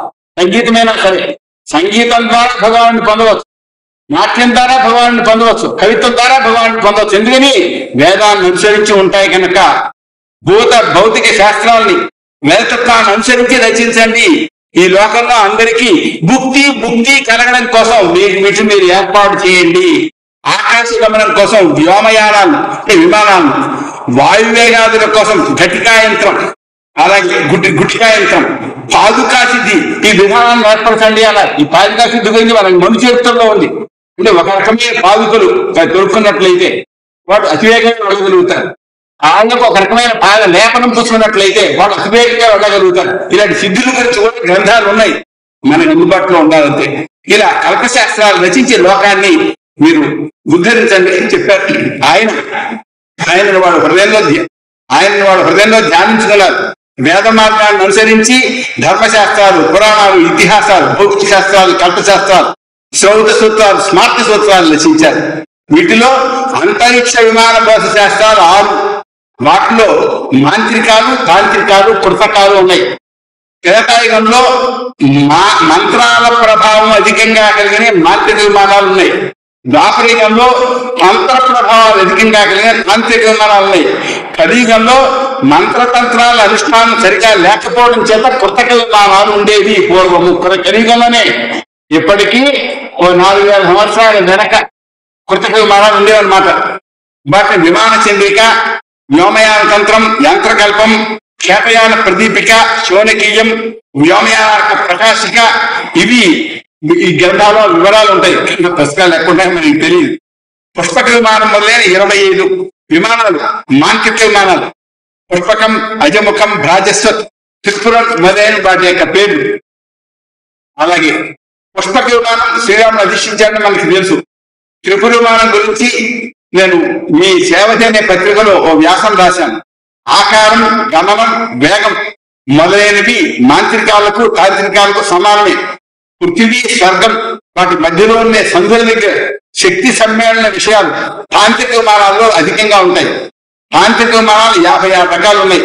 భైరవం, మందకం, భట్టుకం మొదలైనవి. శకునం, సుందరం, రుక్మకం మొదలైనవి 25 కృతక విమానాలు. కృతక విమానాలు రాజలోహంతో తయారు చేస్తాం. 83 లోహాలు కలిపితే రాజలోహం ఏర్పడుతుంది. శకున విమానానికి 28 అంగాలు ఉన్నాయి. మొదట పీఠం, ఆపై నాళ స్తంభం, రంధ్రాలు గల 3 చక్రాలు గల కీలకాలు, చతురోష్మక యంత్రం, వాతనాళాలు, జలావరణ నాళం, తైలపాత్రం, వాత పాతిక కంతినాళం, సుల్లి, విద్యుత్ యంత్రం, వాత చోదన యంత్రం, వాతపా యంత్రం, దిక్ ప్రదర్శనద్వయం, శకున యంత్రం, దానికి రెక్కలు 2, విమానం పైకెగడానికి తోక, విమాన సంచార కారణమైన ఔష్మక యంత్రం, కిరణాకర్షణమణి, ఇవి కృతక విమానంలో భాగాలుగా ఉన్నాయి. తర్వాత సుందర విమానం, దానికి అంగాలు ఉన్నాయి. పీఠం, ధూమనాళ స్తంభం, వాత ప్రసారణం, విద్యుత్ యంత్రం, చాతురోష్మకం, ధూమోద్గమ యంత్రం, మరి భుజ్యారోహణ లోహ నాళం. రుక్మ విమానం ఉంది. రుక్మ విమానం రాజలోహంతో చేస్తారు, కానీ దాన్ని ఒక రకమైన పాకం చేయాలి. ఆ విధంగా దాన్ని ఉడికిస్తే దానికి బంగారు రంగు వస్తుంది. బంగారు రంగు వచ్చింది కానీ దానికి రుక్మ విమానం అని పేరు. ఆ మొదటి లోహానికి ఆ రుక్మవర్ణం కలిగించాక అప్పుడు విమానం తయారు చేయాలి. తిప్పుల విమానం, దీనికి 3 ఆవరణాలు ఉంటాయి. ఒక్కొక్క ఆవరణాన్ని పొలం అంటారు. ఇది సూర్యకిరణాల నుండి ఏర్పడిన శక్తితో నడుస్తుంది. భూమి, అంతరిక్షం, నీరు వీటిలో ఒక్కొక్క అవయవంతో అది ప్రయాణం చేస్తూ ఉంటుంది కనుక దీనికి త్రిపురము అని పేరు. దీనిలో మొదటి భాగం భూమిపై నడుస్తుంది, 2వ భాగం నీటిపై నడుస్తుంది, 3వ భాగం అంతరిక్షంలో సంచరిస్తుంది. దాన్ని త్రినేత్ర లోహంతో తయారు చేస్తారు. ఈ త్రినేత్ర లోహం ఎలా తయారు చేయాలో అది కూడా చెప్పారు. దీనిలో అభ్రకం శుద్ధి చేసే పద్ధతి చెప్పారు. శుద్ధి చేస్తే అప్పుడు మెరగడానికి వీలు కాంది, తగలబడ్డానికి వీలు కాంది, నాశనం లేనిది అయినటువంటి అభ్రకం తయారవుతుంది. ఆ విధమైనటువంటి అభ్రకంతో దీన్ని తయారు చేయాలని చెప్పారు. మహాశీలారా, అద్భుతమైనటువంటి రహస్యాలకు వేదం నెలవు. అందులో కేవలం యజ్ఞాలు చేసే పద్ధతికి అనుగుణంగా మాత్రం సాయిరాచార్యుల వారు భాష్యం రాశారు. మిగిలిన వాళ్ళు వేరే రకాలుగా రాస్తున్నారు. ఆ రాసిన గ్రంథాలు మనకి ఎక్కువ లభించటం లేదు. కానీ వేదంలో ఉండే ఒక్కొక్క వాక్యానికి వ్యాఖ్యానాలుగా తర్వాత వాళ్ళు రాసినటువంటి విధానాలు ఉన్నాయి కనుక మిగిలిన శాస్త్రాలతో వేద మంత్రాలను అనుసంధానం చేస్తే ఎన్నో రహస్యాలు తెలుస్తాయి. ఉదాహరణకి మనకి వేదంలో నీటి వైద్యము అనేటువంటి మాట ఉంది. ఈ నీటి వైద్యం ఎలాగా, నీటితో వైద్యం ఎలా చేయాలి విధానం ఆయుర్వేదంలో ఉంది. వేడి నీళ్లతో వైద్యం ఎలాగా, చల్లేళ్లతో వైద్యం ఎలాగా ఈ విధానం అక్కడ ఉంది. కనుక ఈ వేద మంత్రాన్ని, శాస్త్రాన్ని, ప్రాచీన శాస్త్రాన్ని అనుసంధానం చేస్తే అద్భుతమైన రహస్యాలు తెలిసే అవకాశం ఉంది. అలా కాకుండా కేవలం వేదాన్ని చూస్తే అదే విధంగా అర్థం కాదు, దీని మీద అర్థం. మీకు ఉదాహరణ చెప్తాను. మనకు రుద్రాభిషేకం చేసే సమయంలో మనం హస్తానికి సంబంధించిన ఒక మంత్రం చెప్పుకుంటాం. ఆ హస్త ప్రభుత్వ దాంట్లో ఉంటుంది. ఎందుకని హస్తాన్ని ఇంత ప్రశంస చేశారు అర్థం కాదు. అయం భో భగవాన్, అయం మే భగవత. ఈ హస్తం ఎటువంటిదంటే ఇది భగవంతుడు, ఇది భగవత మిక్కిలి శక్తి కలది అని. ఏంటి చేతికంత శక్తి ఉంది, ఎందుకు ప్రశంసించారు అర్థం కాదు. నేను సందేశం చెప్పినా, ఒక పెద్ద శివగోపాల్ అని మేలేదు మా అబ్బాయి ప్రాణం వచ్చేవారు రోజు. ఆయనకి హఠాత్తుగా దెబ్బ లేని చోట నుంచి రక్తం ఓడుతుంటే ఆయన ఏం చేయాలో తోచలేదు. డాక్టర్లు అడిగితే దెబ్బరాయి లేదని అన్నాడు. కానీ రక్తం ఓడుతుంది, రక్తం కలిసిపోతాం రక్తం. మా నాన్నగారు అన్నారు, ఆయన ఏం చేస్తారు, ఆయన ఏదో రామకృష్ణ అనుకున్న ఆయన ఇష్టదేవాలు తెలుసుకొని అక్కడ చేయి పెట్టి ఇలా రాసి తగ్గుతుందండి, పెళ్లి రాదండి, బట్ట మార్చుకోండి అని. అదే సరే రాలేదు. ఇది మహిమ మామూలు మనం అంటాం. ఇదేమిటంటే ఒక వ్యక్తి సాధకుడైతే ఆ సాధకుడు చేతిని ఆ ప్రదేశంలో పెడితే దాని శక్తి అక్కడ ప్రసారం అవుతుంది, దేవశక్తి ఉద్దీప్తం అవుతుంది. ఉద్దీప్తం అవడం వల్ల మేలు కలుగుతుంది. ఇది జరిగిన సన్నివేశం. నేను మా అమ్మగారికి వెంటుండే వాళ్ళం, నాకు ఈ విషయం తెలుసు. అయితే ఇది ఎక్కడుంది, వేదంలో ఉంది. వేదంలో ఉంది మా అమ్మగారు చెప్పారు, ఇది నమ్మకం, ఇది ప్రమాణం కాదంట. నేను భౌతిక శాస్త్రమైనటువంటి క్రానిక్ డిసీజెస్ అనేటువంటి గ్రంథంలో, డాక్టర్ హానుమాన్ రాసిన గ్రంథంలో చివరి అంశం చూశాను. అక్కడ ఈ మాట రాశారండి. ఏం రాశారు, హోమియోపతి మందు పనిచేయని దశలో వ్యక్తి జీవశక్తి, క్రానిక్ డిసీజెస్, అందుకే హస్తవాసి అంటారు. హస్తవాసి క్రానిక్ డిసీజెస్ అనే గ్రంథం ఈ మాటలు రాశారు. ఏమని రాశారు, మందు వ్యక్తిలో జీవశక్తి బలంగా ఉంటే హోమియోపతి మందు వేస్తే ఆ జీవశక్తి ఉద్దీప్తమే రోగం తగ్గుతుంది. అది తగ్గే పద్ధతి హోమియోపతి మందు పనిచేసే పద్ధతి. కానీ జీవశక్తి బలహీనపడే మందు పనిచేయని కాలంలో ఒక ప్రక్రియ పద్ధతిలో చేతిని రోగి యొక్క శరీరం పైన పెట్టి కదలించి అతని మేలు కలిగించాలి. ఆ కదిలించే పద్ధతి ఇదే దాని అద్భుతమైన అండి.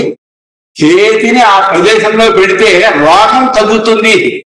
ఇంతకు ముందు ఒక ఆయన కేశవయ్యేది అనే ఒక ఆయన సాయిబాబా గారి భక్తుడు, ఆయన ఊరూరు వచ్చి బాధ్యతలు ఇలా చేయిలా పెట్టి రోగం తగ్గింది అని శాంతి కలిగింది అని అనిపించేవారు. ఏమిటో బాబా గారి మహిమ. ఇదొక పద్ధతిని సాధకుడైనటువంటి వ్యక్తి బాధితుడైనటువంటి వాళ్ళ విషయంలో నిర్వ్యాజంగా ఏ రకమైనటువంటి కపటం లేకుండా అక్కడ పెట్టి తగ్గాలి అని సంకల్పిస్తే ఈతని శక్తి అక్కడ ప్రసరించి ఉపశాంతి కలుగుతుంది. ఉపశాంతి కలిగించే ప్రక్రియ ఇది. అయం మేఘ అనేటువంటి మంత్రంలో ఉన్నది. అంటే మన ఎదుట ఏ మంత్రాలు అయితే ఉన్నాయో ఆ మంత్రాలు అద్భుతమైన అంశాలు ఉన్నాయని రెండు ఉదాహరణలు చెప్పాను. ఇది ఒకటి. ఇంకొక చెప్పిన విశ్వలింగ చిత్రం. ఈ మొత్తం బ్రహ్మాండాన్ని తేజస్సు వాయువుతో కూడిన ఒక లింగాకారం ఆవరించి ఉంది. అందుకోసం శివుణ్ణి లింగ రూపంలో అభిషేకం చేస్తున్నారు. ఇదొక హేతు. విశ్వం ఎలా ఉంది, శివలింగాకారంగా ఉంది. విశ్వం లోపల ఉండేటువంటి చుక్కలన్నీ కలిపి శిశుమాల రూపంలో ఉండేవి. శిశుమాల రూపంలో ఉన్న ఎందుకున్నా హృదయం కలిగింది. ఇది బాగా చెప్పినప్పుడు నాకు కలిగిన సందేహం ఏంటంటే విష్ణు రూపంలోనో శివ రూపంలో ఉన్నాయని చెప్పచ్చు కదా. ఇది మొసలి వంటి ఆకారంతో విశ్వం ఉందని చెప్పడం ఏంటి, దాన్ని ధ్యానం చేయడం ఏంటి, ఎంత అయోమయంగా ఉంది అనిపించింది. కానీ ఈ విశ్వం ఎలా ఉంది, చుక్కలన్నీ కలిపి ఒక శిశుమాల రూపంలో ఉన్నాయి. దానికి ముఖం ఉంది, పైదోడ ఉంది, కింద దోడ ఉంది, మూర్ధ ప్రదేశం ఉంది, మధ్యం ఉన్నది, కింది ప్రదేశం ఉంది, తోక ఉన్నది. మొత్తం విశ్వరూపుడైనటువంటి ఆ ఈశ్వరునికి ఇటువంటి ఆకారం ఉన్నది కనుక ఆయనకు ప్రతిబింబాలను మనకందరికీ ముఖం ఉంది, వెన్నుపూస ఉంది, హృదయం ఉంది, పొట్ట ఉన్నది, మనకే అవసరం రెండు భాగాలు ఉన్నాయి. మనం విశ్వానికి ప్రతిబింబాలు. అందుకోసమే జ్యోతిషం సత్యం. జ్యోతిషం ఎందుకు సత్యం? ఖగోళంలో ఉండే మార్పులను బట్టి భూగోళంలో మార్పులు ఎందుకు వస్తున్నాయి? మా ఉద్దే ఆక్షేపణ చేస్తారు. ఎవరు గురదాన్ని ఆక్షేపించాడు. ఏదంతా పిచ్చిమాడే ఎక్కడో ఎన్నో వేల మేళలో ఉండేటువంటి థామస్కి వెళ్ళి నలభై ప్రసారం చూపించి ప్రభావం చూపించడానికి ఇదంతా అబద్ధం అన్నాడు. ఇది అబద్ధం కాదు, సుబద్ధమే. ఎందుకని ఈ భూమిపై ఇన్ని రకాల ప్రాణులు ఉన్నా వీళ్ళందరూ ఇవే అవయవాలు ఉన్నాయి. ముఖం ఉంది, వెన్నుపూస ఉంది, కొన్నిటి వెన్నుపూస మరీ ఇచ్చినట్టు లేవనుకోండి. ఈ హృదయం ఉంది, ఉదరం ఉంది, కింది భాగం ఉంది. ఆ విధంగా ప్రతిబింబాలుగా ఉన్నాము కనుక ఇది అద్భుతమైనది. ఇది ఐరోపా శాస్త్రాలు తీసినటువంటి చిత్రం ద్వారా వెల్లడైంది. చూసారా? కనుక నేను మనవి చేసేది అంటే వేదం అద్భుతాలకు గని. దాన్ని చూడాలి, లోతుగా చూడాలి, ఇంకా లోతుగా చూడాలి. అందుకోసమే వేరు నిత్యమధీయత రోజు అధ్యయనం చేయండి. ఎందుకంటే మనకు తెలియని మహారాష్ట్రాలు తెలుస్తాయి. పరమాత్మను ధ్యానం చేసినప్పుడు పరమాత్మ నుండి వచ్చిన ప్రవాహం అది అతిరహస్యమైన కావండి. కనుక ఆ విధంగా మనవి చేస్తూ ఈ అద్భుతమైనటువంటి విమాన శాస్త్రాన్ని చూసిన తరువాత, దీంట్లో త్రిపుర విమానం అనే నిర్మాణాలు చూసిన తర్వాత మన ప్రాచీన వాంగ్మయం అద్భుతం. ఆ ప్రాచీన వాంగ్మయం ప్రాచీన భారతదేశ చరిత్రలో ఉండే రహస్యాన్ని దొరుకుతుంది అని మనవి చేస్తూ నేను మిమ్మల్ని అందరినీ నమస్కారం చేసి ఒక చిన్న ప్రార్థన చేస్తున్నాను అధ్యక్షుల వారి యొక్క అనుమతితో. ఏంటంటే, అయ్యా, భారతదేశ చరిత్ర 4వ శతాబ్దిలో ఈ సనాతన ధర్మం కల్పించబడింది అనే వాక్యాల చేత భారతీయులలో కోట్లాది విద్యార్థులు ఈ భారతదేశ సనాతన ధర్మం పట్ల అవిశ్వాసంతో నాస్తికులుగా, మార్కిస్టులుగా, మార్కిస్టులు అంటే వీళ్ళు ఉగ్రవాదులుగా, నక్సలైట్లుగా లేదా ఇతర మతాల్లో చేరేవాళ్ళుగా మారిపోతున్నారు. అలా మారకుండా ఉండాలి అంటే, మన సంస్కృతిపై మనకు విశ్వాసం కలగాలి అంటే, రాముడి నిజం, కృష్ణుడి నిజం, వెంకటేశ్వర స్వామి నిజం, వారి వలన మనం అనుగ్రహాన్ని పొందుతున్నాం అనేటువంటి భావం దృఢపడాలి అంటే ప్రాచీన భారతదేశ చరిత్ర పాఠ్యవాచకాల్లో చేరాలి. కనుక ఒక 50 పైసల కార్డు కొని దానిపైన అయ్యా ప్రాచీన భారతదేశ చరిత్రకు 118 ఆధారాలు, ప్రమాణాలు మేము చూపిస్తాము కనుక దయచేసి ప్రాచీన భారతదేశ చరిత్రను పాఠ్యవాచకాల్లో పెట్టండి అని ప్రధానమంత్రి గారిని, ముఖ్యమంత్రి గారిని కోరమని అందరినీ ప్రార్థిస్తున్నారు.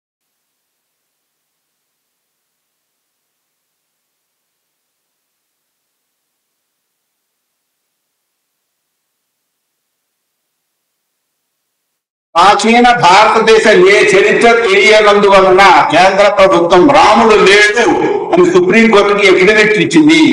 ప్రాచీన భారతదేశ చరిత్ర తెలియనందువలన ఈ పాఠశాలలో చదివేటట్టు విద్యార్థులు రాముడి గురించి, కృష్ణ గురించి చెప్తే వ్యతిరేకంగా మాట్లాడుతున్నారు. కానీ కోట్లాది విద్యార్థులు, మీరు అదృష్టవంతులు కనుక వేద విద్యార్థులుగా ఉన్నారు, శాస్త్ర విద్యార్థులుగా ఉన్నారు. కానీ కోట్లాది విద్యార్థులు లౌకిక విద్యాలయాల్లో చదువుతున్న వాళ్ళు ఈ సంస్కృతికి వ్యతిరేకంగా తయారవుతారు. మన వాళ్ళే, మన ప్రణాయి వాళ్ళు కాదు. చరిత్ర తెలిస్తే మనుషులు మార్పు వస్తుంది. ఒకటే ఉదాహరణ చెప్తాను. సంత్ తేజ్ బహదూర్ అనేటువంటి మహానుభావుడు ఉన్నాడు. ఆయన చరిత్ర పుస్తకాలు ఎవరు రాశారంటే, ఆయన దొంగతనాలు చేయడం వల్ల ఢిల్లీ సుల్తాన్ ఆయన్ని చంపేశాడు అని రాశారు. సిక్కులు అప్పుడు ప్రధానమంత్రి 2000 సంవత్సర ప్రాంతంలో జరిగినప్పుడు ప్రధానమంత్రి వాజ్పేయి గారిని కోరారు, అయ్యా ఈ చరిత్ర మార్చండి, వాస్తవం రాయండి. ఏమిటి వాస్తవం? కాశ్మీర్ లో ఉండేటువంటి పండితులు సంత్ తేజ్ బహదూర్ దగ్గరికి వచ్చి, అయ్యా మమ్మల్ని మతం మారండి, లేకపోతే చంపేస్తా ఉంటారు, మా కుటుంబాన్ని నాశనం చేస్తా ఉంటారు, దారి చెప్పండి అని అడిగారు. ఈయన సంతు సాధు, నేను ఏం చేయగలను మీకు అన్నాడు. ఆయన కొడుకు చెప్పాడు గోవింద సింగ్, నాన్నగారు వాళ్ళ కోసం మనం ఎందుకు బలిదానం చేయకూడదు అని అడిగాడు. ఆయన మాట పట్టుకుని 4 శిష్యులతో తేజ్ బహదూర్ ఆయన ఢిల్లీ వెళ్ళాడు. వాళ్ళతో వాదిద్దాం అనుకున్నాడు. వాడు వాదానికి తాగలేదు. వాదన మాకు అనవసరం, మారతావా మారవా? నేను మారను, అయితే అనుభవించని చెప్పి ఆయన శిష్యుని ఆయన ఎదురుగా చంపేశాడు. ఇప్పుడు మారతావా అన్నాడు. మారను అన్నాడు. ఆయన ముక్కలు చేసి ఒడ్డు పడేశాడు. ఎవరైనా దీన్ని ముట్టున్నారంటే చంపేస్తాను అన్నాడు. ఏమైంది? ఏదో ఉంది, ఏం కాలేదు. ఆయన కుమారుడు గుడిగోల్సింది బాధపడ్డాడు. బాబు మీ కుమారుడు నాకు ఇవ్వండి, మీ అబ్బాయి నాకు ఇవ్వండి అని ఇంటింటికి వెళ్ళి కుర్రాలని, హిందువుల యొక్క మన వాళ్ళ యొక్క కుర్రాలని ఆయన తీసుకుని వాళ్ళని సిక్ అంటే శిష్యుడు అని అర్థం. శిష్యులుగా ఏర్పాటు చేసి వాళ్ళకి యుద్ధ విద్యలు నేర్పి వాళ్ళ ద్వారా ఆయన ఆ ఢిల్లీ సుల్తాన్తో పోరాటం ప్రారంభించాడు. ఆయన కొడుకుల్ని నేలలో గొయ్యి తీసి కప్పెట్టేశారు. సవిజీవ సమాధానాలు కప్పేసి గోధుమ పడేసి కప్పేశారు. ఆయన శిష్యులు జరిగితే రంపాలతో కోశారు. ఈ బొమ్మలన్నీ మనకి అమృత్సర్లో ఉండేటువంటి సిక్కుల యొక్క ఆ గురుద్వారాలో కనబడతాయి. ఏమండి ఇన్ని చేసినా లొంగలేదు, లాభం లేదా వీళ్ళు లొంగడం అని చెప్పి ఏం చేశారు, ఆయనతో సంధి చేసుకున్నారు. అమృత్సర్ దేవాలయానికి వాళ్ళు బంగారు చెబుతూ సంధి చేసుకున్నారు. ఇది చరిత్ర. ఈ చరిత్ర తెలియనటువంటి వీళ్ళు 2 నెలల వెనక కేరళలో పాకిస్తాన్ జెండా పట్టుకుని అదే సిక్కులు అతి ప్రాచీనమైన లక్ష్మీనారాయణ దేవాలయాన్ని కూలగొట్టారు. చరిత్ర తెలియని మహాపాతకం భారతదేశానికి పట్టింది. చరిత్ర తెలిసి అర్థం చేస్తారు. మనం వీళ్ళమే, మనము సనాతన ధర్మానికి చెందిన వాళ్ళే, మన దేవాలయం మనం ఎందుకు కోలుకుంటున్నాం అనుకుంటారు. వాళ్ళు అనుకోలేదు.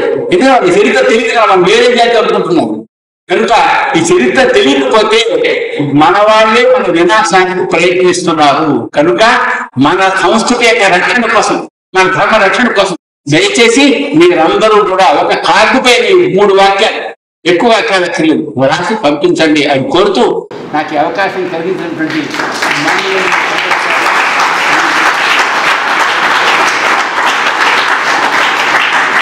పెద్దలతో నా ధన్యవాదాలు తెలియజేసుకుంటాను. స్వస్తి. మనకి ఎంతో అతి విస్తృతమైనటువంటి ఆ విమాన శాస్త్రం అంత శీర్షికలో కూడా వారు ముందుగానే చెప్పారు విమాన శాస్త్ర పరిచయం. ఎందుకంటే దాంట్లో ఉన్న అంశాలు కూడా ఒక్కొక్కటి ఒక్కొక్క స్వతంత్రమైనటువంటి పాఠ్యాంశంగా ఉంటుంది. కాబట్టి మొత్తాన్ని సంగ్రహించి సారరూపంగా మనకి బ్రహ్మశ్రీ శ్రీరామకృష్ణ శర్మ గారు అందించారు. దీంతోనే మన విమాన శాస్త్రమే ఇంత ఉన్నది, కానీ దానికి కావలసిన ఆధారాలు దొరకట్లేదు అనేటటువంటి ఒక విషయాన్ని కూడా వారు మనకి తెలియజేశారు. ఇప్పుడు నేను మన అధ్యక్షతను వహించి మనల్ని అందరినీ కూడా అనుగ్రహ భాషణంతో ఆనందింపజేయవలసిందిగా మన కులపతుల వారిని కోరుతున్నాను. అంతరాయతి నిరోపశాంతయే శాంతపావనమచింత్య వైభవం తన్నరం వపుషి జరం ముఖే మన్మహే కిమపి నిర్మ విషయాలు. ఈ రోజున మనకు ఒక ప్రశస్తమైన అద్భుతమైనటువంటి రోజు. కారణం ఏంటంటే ప్రతినిత్యం కూడా ప్రపంచానికి మార్గదర్శనం చేసేటువంటి వేదాలను మనం అధ్యయనం చేస్తున్నటువంటి ఒక విశిష్టమైనటువంటి భారతదేశంలో ఏకమాత్ర విశ్వవిద్యాలయం శ్రీ వెంకటేశ్వర వేద విశ్వవిద్యాలయం.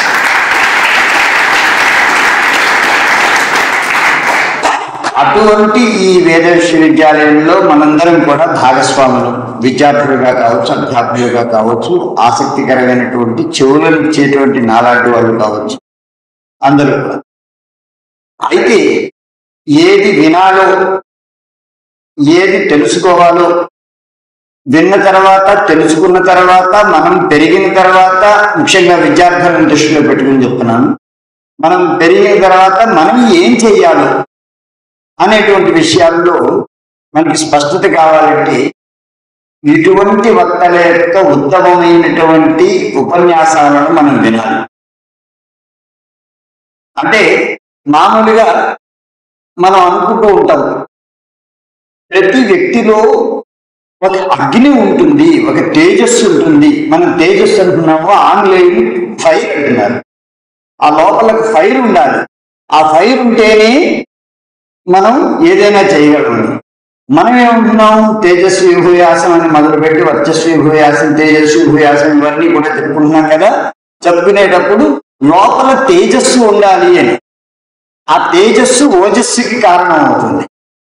కాబట్టి అటువంటి తేజస్వి ఓజస్వి మనకు బ్రహ్మశ్రీ చిర్రావూరి శివరామ కృష్ణ శర్మ గారి శివరామకృష్ణ శర్మ గారు.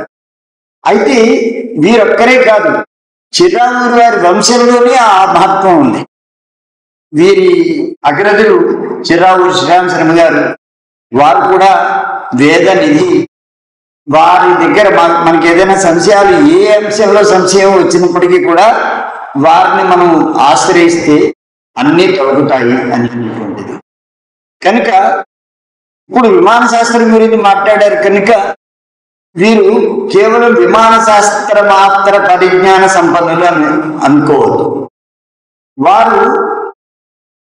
వారిలో అంతర్గతంగా ఉండేటువంటి తేజస్సు వల్ల మన ప్రాచీన భారతీయ మహర్షులు మనకు అందించినటువంటి అనేక రకాలైనటువంటి విజ్ఞాన విశేషాలను అన్నింటినీ కూడా ప్రతినిత్యం అధ్యయనం చేసి బయటకు తీసి లోకాలకి పంచాలి అనేటువంటి దాన్ని ఒక వ్రతంగా తీసుకుని వారి యొక్క ఆ ఇతివృత్తాన్ని మనకు పరిచయం చేశారు మన ఆత్మీయ ఆచార్యులు ప్రవా రామకృష్ణ స్వామియారులు గారు. మామూలుగా ఒకరి గురించి పరిచయం చేయాలంటే ఏదో వాన్మాత్ర నైపుణ్యం ఉన్న వాళ్ళని కనుక మనం ఆశ్రయించినట్లయితే ఆ పరిచయం క్లుప్తంగా ఉంటుంది. అదేవిధంగా ఏదో 4 మాటలు మాత్రమే మనం వినగలుగుతాం. కానీ ఒక విద్వద్వరేణ్యుని ఆ పరిచయం చేయమంటే అందులో ఉండేటువంటి అంతఃసాగర శక్తి మధ్య పతితం తన్మౌక్తికం జాయతే అన్నట్లుగా ఆ మాట ఆ లోపలి లోతుల్లోంచి బయటకు వచ్చినప్పుడు ముత్యాల సరాలై మనకు అందుతూ ఉంటాయి. కనుక ఆ విధంగా పరిచయం దగ్గర నుంచి కూడా వైశిష్ట్యం ఉంది ఈనాటి సభలో. అదేవిధంగా చిర్రావూరి వారు నాకు చాలా కాలంగా పరిచయం. ఆ పరిచయంలో వారికి ఒక వేడి ఉంది లోపల. మనందరికీ కూడా ఆ వేడి కావాలి, ఆ వాడి కావాలి. అందుకోసం ఆ భగవంతుణ్ణి మనం వేడుకోవాలి. కనుక ఆ విధంగా కనుక భగవంతుణ్ణి మనం ఎప్పుడైతే నిత్యం మనసా వాచా కర్మణ ప్రార్థిస్తూ ఉంటామో అటువంటి శక్తి మనకు వస్తూ ఉంటుంది. అయితే ఆ వేడిలో ఏమిటంటే ఒకసారి అన్నారు, మన చరిత్రని వక్రీకరిస్తున్నారు ఆధునికులందరూ కూడాను. ఈ విధంగా ఆధునికుల చేత వక్రీకరింపబడేటువంటి ఈ చరిత్రలో ఉండేటువంటి సత్యం ఏదైతే ఉన్నదో దాన్ని లోకానికి అందించాలి. ఎవరు చేస్తారండి ఈ పని అని నాకు వారు ఈ వాట్సాప్ ద్వారా, వాక్స్థలి అంటాం మనం వాట్సాప్ని, మాకు ఒక వ్యవహారం ఉన్నది. ఆధునిక ఆంగ్ల పదాలకి తెలుగు పదాలను వెతకడం అనేటువంటి ఆ వెతుకులాట్లో ఒక సమూహం ఉన్నది మనకి, వాక్స్థలి సమూహం. మొట్టమొదటి మనం వెతికేటువంటి పదాలలో నేనున్నాను. ఈ వాట్సాప్ ఏదైనా తుల్యమైన పదం వెతుకుదాం అనుకున్నప్పుడు వాక్స్థలి అనేటువంటి దాన్ని మేము స్థిరీకరించామన్నమాట. ఆ వాక్స్థలి సమూహంలో వారు నాకు ఒక సందేశాన్ని పెట్టారు. ఎవరు చేస్తారండి ఆకాశంలోంచి పిడుగులు పడవచ్చు కానీ ఆకాశంలోంచి వ్యక్తులు బయటికి రారుగా నేను చేస్తానంటున్నాను. కాబట్టి నేను చెప్పాను మీరే చేయాలి, మొదలు పెట్టండి అన్నాను. అనేసరికి వారి చరిత్ర మీద అద్భుతమైన పుస్తకాన్ని రాశారు. మన ప్రాచీన భారతీయ సనాతన చరిత్ర ఏదైతే ఉన్నదో ఆ చరిత్రకి సంబంధించిన ఎన్నో రత్నాలని బయటికి తీశారు. అదేవిధంగా ఆయన అనేక విశేషాల మీద మాట్లాడగలిగినటువంటి ప్రజ్ఞావంతుడు. భరద్వాజ మహర్షి బృహద్యంత్ర సర్వస్వం అనేటువంటి ఒక గ్రంథాన్ని రాశారు. అందులో 96 అధికరణాలు ఉన్నాయి. ఈ 96 అధికరణాలతో కూడినటువంటి బృహద్యంత్ర సర్వస్వంలో ఎన్నో రకాలైనటువంటి యంత్ర విశేషాలని నిర్మించేటువంటి పద్ధతులు ఉన్నాయి. మనకి బరోడాలో గైక్వాడ్ మహారాజు గారి యొక్క ఆ గ్రంథాలయంలో నిక్షిప్తమైనది ఈ బృహద్యంత్ర సర్వస్వం అనేటువంటిది తొలి వార్త కొన్ని దశాబ్దాల క్రితం. ఆ బృహద్యంత్ర సర్వస్వంలో 40వ అధికరణం వైమానికాధికరణం. ఆ వైమానికాధికరణం యొక్క సారాంశాన్ని వారు ఇప్పుడు అందించారు. మీ అందరికీ ఒక చక్కని ఆసక్తికరమైనటువంటి విషయాన్ని కూడా ప్రదర్శిస్తారు. ఆ వైమానికాధికరణం మన దగ్గర ఉంది. కాబట్టి ఇది మైసూరులో ఇక్కడ Vaimanika Shastra aeronautics by Maharshi Bharadwaja, propounded by venerable Subbaraya Shastri అనేటువంటిది ఈ వైమానికాధికరణానికి సంబంధించినటువంటి ఆంగ్ల అనువాదంతో సంస్కృత మూలంతో ఉన్నటువంటి గ్రంథం. వారు చెప్పినటువంటి ఆ సారాంశం అంతా దీని నుంచి వచ్చినటువంటిది. అలాగే ఇదే సమయంలో ఔత్తరాధికుల నుంచి కూడా మనకి గురుకుల కామిడే విశ్వవిద్యాలయం ఏదైతే ఉన్నదో ఆ కామిడే విశ్వవిద్యాలయంలో స్వామి బ్రహ్మముని పరివ్రాజక్ వారు కూడా దీన్ని ఆవిష్కరించారు. కాబట్టి మనకి ఈ భరద్వాజ మహర్షి విరచితమైనటువంటి వైమానికాధికరణం, బృహద్యంత్ర సర్వస్వంలో భాగమైనటువంటి వైమానికాధికరణం 2 కృతుల్లో దొరుకుతుంది. దీన్ని నాకు మా నాన్నగారి ప్రేరణతోటి ఆమూలాగ్రం చదవడానికి నాకు ఒక అవకాశం లభించింది.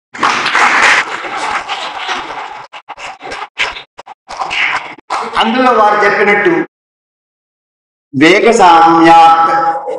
సామ్యాత్ విమానం అండజానాం అనేటువంటిది స్తోత్రం. ఈ భరద్వాజ మహర్షి రాసినటువంటి వైమానికాధికరణమే కాదు, బృహద్యంత్ర సర్వస్వం అంతా లఘు లఘు సూత్రాలతో కూడినటువంటి చిన్న సూత్రాలు. ఆ సూత్రాలలో ఉన్నటువంటి దాన్ని బోధానందయతి అనేటువంటి ఆయన వారు చెప్పారు ఆ విషయం కూడాను. ఆ బోధానందయతీశ్వరుడు వ్యాఖ్యాన రూపంలో ఆవిష్కరించారు. ఆ విధంగా రాసినటువంటి దానిలో వేగసామ్యాత్ విమానం అండజానాం అన్నారు. అండజములు అంటే పక్షులు. ఆ పక్షుల యొక్క వేగంతో సమానమైనది కనుక విమానము అన్నారు. ఇక్కడ రహస్యం ఏంటంటే విహి అంటే పక్షి, వేహే మానేన సమానం మానం అంబరే యస్య తత్ విమానం అని. పక్షి యొక్క మానవుతో సమానముగా ఆకాశంలో వెళ్ళగలిగినటువంటిది ఏదైతే ఉన్నదో అది విమానము అని మనకు నిర్వచనం ఇచ్చారు ఈ వైమానిక శాస్త్రంలో. విమాన సంబద్ధమైనటువంటి శాస్త్రం కాబట్టి వైమానిక శాస్త్రం అన్నారు. మనం నేర్చుకోవాలంటే ఇలాంటివి 100 కొలది శాస్త్రాలు ఉన్నాయి. మనకు 350 శాస్త్రాల ప్రస్తావన మహాభారతంలో దొరుకుతుంది. పాతంజలంలో కూడా ఇలాంటి శాస్త్రాలు ఎన్నో చెప్తున్నారు. చతుష్షష్టి కళల గురించి మనకి తెలుసు. 720 పాశ్చాత్య కళలు ఉన్నాయి. వాటి గురించి మనం వినడమే తప్ప నేర్చుకోవడం కోసం అన్వేషణ చేయట్లా. మీరు స్వచ్ఛమైనటువంటి చక్కని యవ్వనంలో ఉన్నారు మీరందరూ కూడా. మీరు చేయవలసిన పని ఏంటంటే ఒక్కొక్కరు ఒక్కొక్క శాస్త్రాన్ని మన యొక్క గురువుల యొక్క మార్గదర్శనంలో వాటిని వెలికి తీయడం కోసం ప్రయత్నం చేయాలి. అందుకని విమానం గురించి వారు నిర్వచనం ఇస్తూ చెప్పారు మనకి. దేశాంతరం చేయవ ద్వీపాంతరం తదా లోకాంతరం చేయవ యో అంబరే గంతుమర్హతి సవిమాన ఇది ప్రోక్త ఖేటశాస్త్ర విశారదై అని చెప్పారు. ఖేటం అంటే ఖ అంటే ఆకాశం, ఖేటము అంటే ఆకాశే అటకి ఖేట, అట గమనార్థం అని చెప్పేసి ఆకాశే గచ్చతి ఖేటం అని చెప్పేస్తుంది. ఖేట శాస్త్రం అంటే విమాన శాస్త్రం. ఖేట శాస్త్ర విశారదై ఏ నిపుణా ఖేటశాస్త్రే తై ప్రయుక్త అయం విషయ అని. కాబట్టి ఈ విధంగా ఆ నిర్వచనం దగ్గర నుంచి మొదలుపెట్టి రహస్యజ్ఞోధికారి ఎవరండి, విమానం తయారు చేయాలన్నా విమానం నడపాలన్నా ఎవరు అర్హుడు అంటే రహస్యజ్ఞ అన్నాడు. అంటే రహస్యములు తెలిసిన వాడే. ఇది 2వ సూత్రం అన్నమాట. కాని తాని రహస్యాన్ని 32 అన్నారు, 32 రహస్యాలు అన్నారు. అక్కడి నుంచి వారు చెప్పినటువంటి రహస్యాలు, వారు చెప్పినటువంటి రహస్యాలు ఇవన్నీ ఇందులో ఉన్నాయి. కాబట్టి ఆ విధంగా రహస్యాలు చెప్పారు. తర్వాత దర్పణాలు చెప్పారు, అదేవిధంగా విద్యుత్ శక్తులు చెప్పారు, అదేవిధంగా లోహాలు చెప్పారు. అంటే మిశ్ర లోహాలని ఎలాయిస్ అంటాం మనం. ఆ ఎలాయిస్ 32 రకాల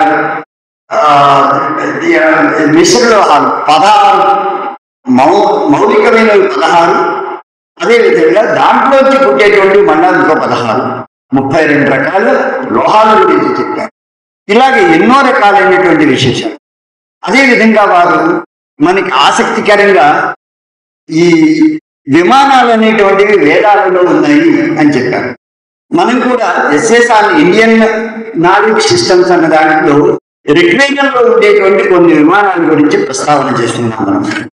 అక్కడ చేసినటువంటిది వాయురథము అన్నారు. మొదటిది వాయు రథయుజం త్రిబుద్ధం అనేటువంటి ఋగ్వేద మంత్రం. ఇది 5వ మండలంలో 41వ సూక్తంలో 6వ మంత్రం. ఇక్కడ ఈ ఒక వ్యక్తికి ఇచ్చినటువంటి ఆదేశం ఏమిటంటే వాయువుని ఇంధనంగా నింపినటువంటి రథాన్ని తయారు చేయవయ్యా అని చెప్పారు. కాబట్టి దీనికి వాయురథము అని పేరు పెట్టారు. వారు చెప్పినట్టుగా రథం అనేటువంటి వ్యవహారం చెప్పారు. తర్వాత త్రితల రథము. త్రితల రథం అంటే 3 స్టోరీడ్ చారియట్.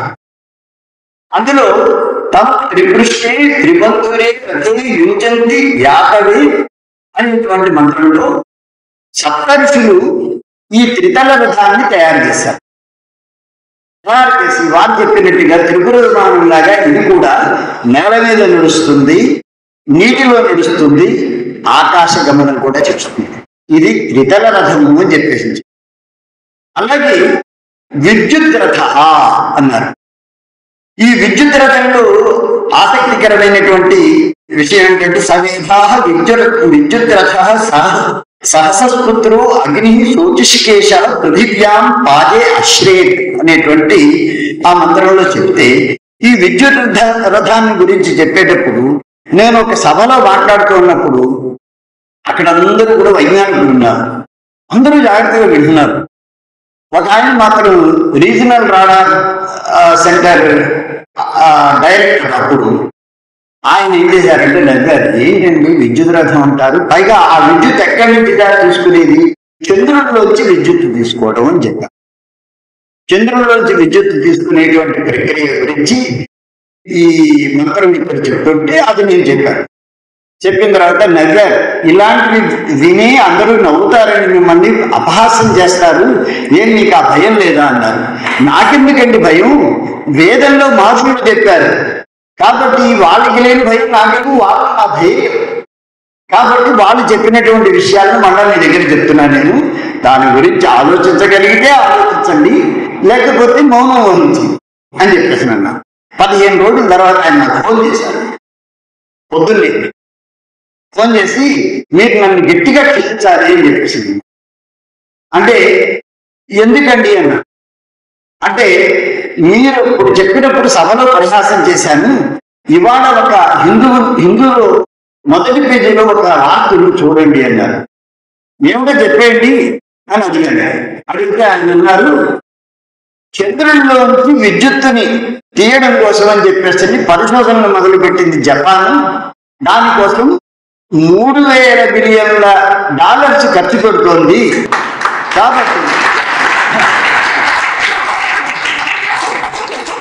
అందుకని మొన్న మీరు చెప్తే వైదిక ఋషులు చెప్పారు అంటే పరిహాసం చేశాను, శాస్త్రజ్ఞులు చెప్పారంటే పరిహాసం చేయగలిగిన ధైర్యం నాకు లేదు కదా అని చెప్పారు ఆయన. అంటే అప్పుడు నేను చెప్పాను, నేను అప్పుడు నిమిత్త మాత్రుల్ని, ఇప్పుడు నిమిత్త మాత్రుల్ని. మీరు మీ యొక్క అభిప్రాయాన్ని మార్చుకున్నందుకు సంతోషం. మీరు ఈ వైదిక మహర్షుల్ని గౌరవించడం నేర్చుకుంటే ఎన్నో రహస్యాలు ఇంకా తెలుస్తాయి. కనుక మనకి తెలియనటువంటి first generation scientist in the entire universe are the stages of Vedic times అని చెప్పారు. కాబట్టి ఆ విధమైనటువంటి వాళ్ళు కాదు అని చెప్పాను. అప్పటి నుంచి మీ దగ్గర చాలా రహస్యాలు ఉన్నాయి, నేను మీ దగ్గరకు వస్తాను రండి చెప్పి రుద్రేవో మాట్లాడుకోవడం అలవాటైంది. విద్యుత్ రథం ఇది 3వది. అనశ్వరథ అనేటువంటిది 4వది. అశ్వినో రసనం రథం అనశ్వం రాజినీవతో ఏనాహం భూరి చాకన అనేటువంటి ఋగ్వేద మంత్రం అవుతున్నది. అందులో అశ్వాలు అనేటువంటివి లేకుండా, అంటే అశ్వం అంటే కేవలం ఇది మనకి ఒక ఉపలక్షణంగా తీసుకోవాలి. ఏ విధమైన జంతువుల చేత కూడా లాగబడినటువంటి స్వయంచాలకమైనటువంటి రకాల గురించి చెప్పారు అనేటువంటి మనకి వ్యాఖ్యానంలో దొరుకుతుంది. అలాగే త్రిచక్ర రథ ట్రైసికిల్ అనేటువంటి బైసికిల్ మనకి తెలుసు, 2 చక్రాలతో నడిచేటువంటి సైకిల్. అదేవిధంగా ట్రైసికిల్ ఇప్పుడు మనకి తెలుసు, ఆటయానాలు లాంటి. దీంట్లో త్రిబంధురేణ త్రివృతారకైన త్రిచక్రేణ సౌహృత యాత మర్వాక్ అనేటువంటి ఆ మంత్రంలో అక్కడ ఈ 3 చక్రాలతో ఉండడమే కాకుండా అది 3 స్తరాలలో కూడా సంచారం చేసేటువంటిది అని చెప్తారు. అలాగే ఆసక్తికరంగా మనం ఇప్పుడు అంబాసిడర్ కార్, ఫియట్ కార్, లేకపోతే కొత్త కార్లు మన రాజేశ్వర్ గారి బాగా గట్టిగా తెలుస్తాయి. ఎందుకంటే ప్రతి 6 నెలలకి సంవత్సరానికి కారు మారుస్తూ ఉంటారు. అలాగే మన వాళ్ళు చాలా మంది ఉన్నారు ఇక్కడ. కారు అనేటువంటి శబ్దం మనకి కొత్త అని చెప్పేసి మనం అనుకుంటూ ఉంటాం. కానీ వాళ్ళందరికీ పాత, ఎందుకంటే చాలా చిన్నతనం నుంచి కారు అనేటువంటిది వాడుతున్నారు. కానీ వైదిక రీతిలో కూడా కారు శబ్దం కొత్త కాదు. కాబట్టి ఇక్కడ చెప్పారు కారహ అనేటువంటి ప్రయోగం చేశారు. అది ప్రశిష్య అత కవి సింధో రుక్మావధి శిత కార విభత్ పురస్పృహం అనేటువంటి మంత్రంలో కార శబ్దాన్ని మాట అంటే ఒక వాహనం అనేటువంటి అర్థంలోనే వాడారు. అదేవిధంగా త్రిపథంగా వీరథ అనేటువంటిది ఇంకోటి చెప్పారు అన్నమాట. నశ్రోజాలు అన్భీషు ముక్త రథస్త్రిచక్ర పరివర్తతే రజ అనేటువంటి మంత్రంలో ఈ విధంగా త్రిపథగామి రథం అనేటువంటి చెప్పి ఈ విధంగా అనేక రకాలైనటువంటి రథాల గురించి మనకి ఋగ్వేదంలో మిగిలిన వేదాలు ఉన్నాయో మనం చూడలేదు. ఎప్పుడూ వెతుకుతుంటే దొరికాయి. అంటే నాకు వెతకడానికి కొన్ని సులువులు మా నాన్నగారు. అలాగే ఆ గురువులు కొంతమంది ఎటువంటి కొత్త గ్రంథమైనా సరే అందులో ఎలా వెతకాలి అనేటువంటి మార్గాలు వెతకాలి. అదే నన్ను నడిపిస్తున్నాయి. ఈ రోజు కూడా నేను ఇంచుమించుగా రోజుకి 20 గంటలు 22 గంటలు కూర్చుని ఇలాంటివన్నీ వెతుకుతూ ఉంటాను. వెతికి నా పుస్తకంలో ఆసుకుంటూ ఉంటాను. కాబట్టి ఈ విధంగా చేస్తున్నానంటే దానికి కారణం ఏంటంటే మా నాన్నగారు ఇచ్చిన ప్రేరణ, అదేవిధంగా మా గురువులు నాకు ఇచ్చినటువంటి ప్రేరణ. కాబట్టి ఆ విధంగా ఇప్పుడు మనకి వాళ్ళు చెప్పారు కదా, ఇంకొక ఆకృతుల గురించి చెప్పేసి నేను వివరిస్తాను. ఇవన్నీ వారు త్రిపుర విమానం, శుక్ర విమానం, రుక్మ విమానం ఇవన్నీ చెప్పారు కదా, వీటి అడ్డుకోపలు ఇవన్నీ కూడా కోపలు మాత్రం కాదు, ఇది అడ్డుకోపలు మాత్రమే. ఈ విధంగా చిత్రాలన్నీ చూపించారు అన్నమాట. ఇది శుక్ర విమానం అన్నారు. అలాగే శుక్ర విమానం మరొక ఆకృతి పక్క నుంచి కనుక వెళ్ళేటప్పుడు శుక్ర విమానం ఎలా ఉంటుందంటే ఇదే అన్నమాట. ఇదే పద్ధతి. అలాగే దీనికి ఇంకా ఇది కాకుండా మనకి ఈ సుందర విమానం వారు చెప్పిన త్రిపుర విమానం యొక్క ఆకృతి ఇలా ఉంటుంది. అదేవిధంగా ద్వాపర యుగంలో 56 రకాల విమానాల గురించి ప్రస్తావన ఉంది మనకి. వాటిలో ఈ ఎలక్ట్రిక్ మోటార్లు, విద్యుత్ చాలక యంత్ర విద్యుత్ ఉన్నది వాటి యొక్క ఆకృతిని కూడా ఇచ్చారు. ఇక్కడ ఇచ్చినటువంటి వర్ణనని బట్టి అన్నమాట. కనుక ఈ విధంగా సుందర విమానం అంటే ఇలా ఉంటుంది. జనాలు కాబట్టి ఇలా ఉంది అసుందరంగా. కానీ అది కనుక మనం చక్కగా మూలకరంగా తీసుకున్నట్లయితే రంగురంగులు సవర్ణాత్మకంగా ఉంటుంది. సుందర విమానాలు ఇలా ఉంటాయి అన్నమాట. కనుక ఇలాంటి వైమానికాధికారుల గురించి చెప్పాలంటే మనకి కేవలం ఈ భరద్వాజ మహర్షి రాసినటువంటి గ్రంథం మాత్రమే కాదు, వేదములు, మూలములు, ఈ శాఖలు, వీటి ఫలములు ఎవరు పట్టుకున్నారంటే మనకి ఆ ఫలాలను పట్టుకున్నటువంటి వాళ్ళు భోజ మహారాజు. ఆయన సవరాంగణ సూత్రధారం అనే అద్భుతమైన గ్రంథాన్ని రాశారు. ఆ సవరాంగణ సూత్రధారంలో విమాన నిర్మాణ విధానం చెప్పారు. అది ఆకాశంలో చక్కగా ఎగురుతుంది. దానికి ఇంధనం ఏమిటంటే పాదరసం అని చెప్పారు. దాన్ని ఎలా చేయాలో చెప్పారు. సైరన్లు తయారు చేసే విధానం చెప్పారు. రోబోట్ని తయారు చేసేటువంటి విధానం చెప్పారు. మనకి అదృష్టం ఏంటంటే ఎక్కడా లేనటువంటిది ఆగమాలను చదువుకునేందుకు మనకి ఒక మహత్తరమైన అవకాశం ఈ విశ్వవిద్యాలయంలో చాలా క్షుణ్ణంగా చదువుకోవడానికి అవకాశం.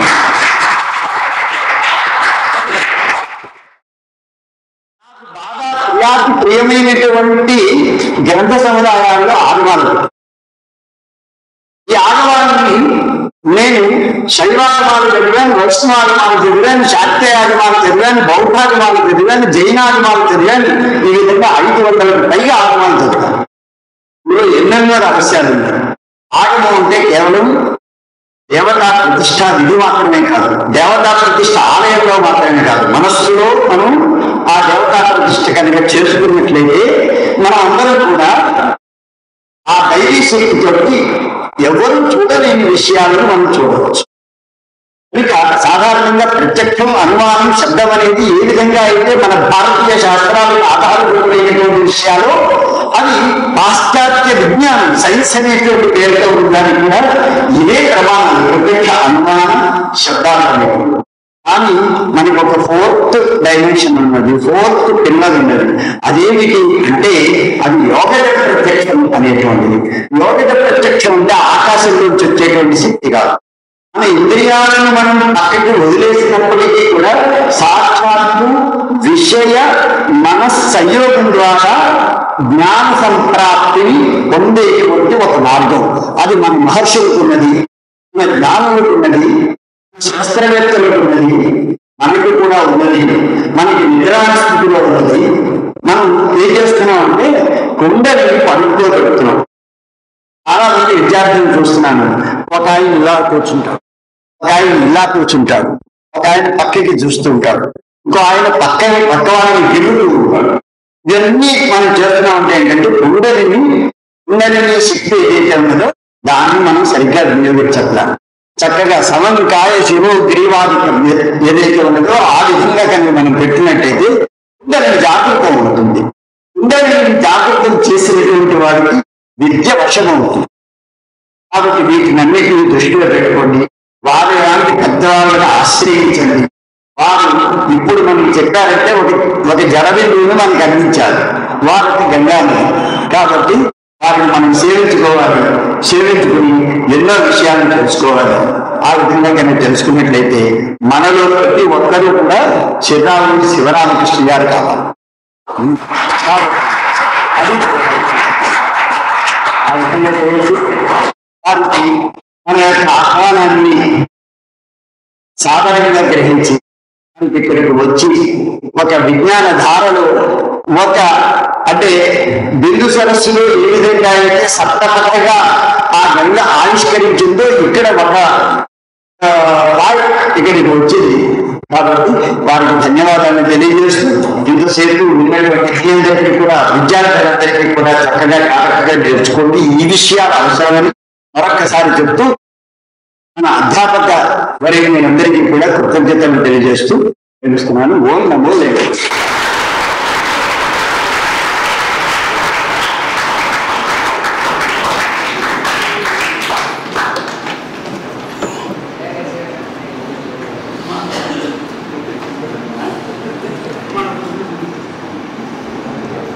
సాధారణంగా ఒక ప్రసంగం అయితే దానికి అనువాద రూపంగా చెప్పే సాహసం చేయవచ్చు. కానీ మన వీసీ గారి నిత్య విజ్ఞాన రస విపాసుడు చెప్పిన విషయాన్ని మళ్ళీ పునః సంక్షేపం చేసి అనుభవించి చెప్పడం అనేది అసాధ్యమైనటువంటి విషయము. రాజులలో ఉన్నటువంటి ఆ వైజ్ఞానికులు ఎప్పుడూ జాగ్రత్తగానే వింటారు. కాబట్టి ఆ దగ్గర నుంచి ఆ విజ్ఞాన ప్రవాహం అనేది వస్తుంది. మనం తెలుసుకోవాల్సింది కూడా ఏంటంటే ఈ భారతీయ విజ్ఞాన నామకరణం కూడా బాగా చేశారు. ఆ చేయడానికి ఏంటంటే వారి శ్రోతస్సు కూడా అయ్యారు అనే విషయాన్ని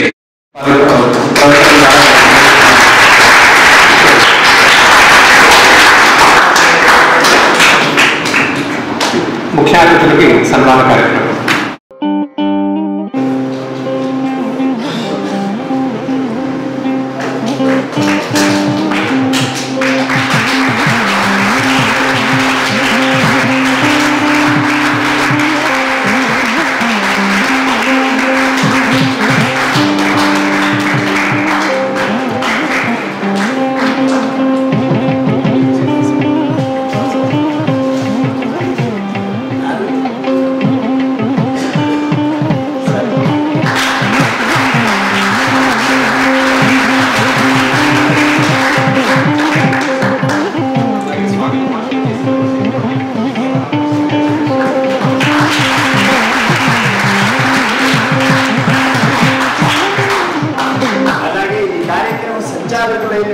మనకు అత్యంత ఆత్మీయులైనటువంటి శ్రీయుతులు ఆచార్య రాధేశ్యామ్ వారికి కూడా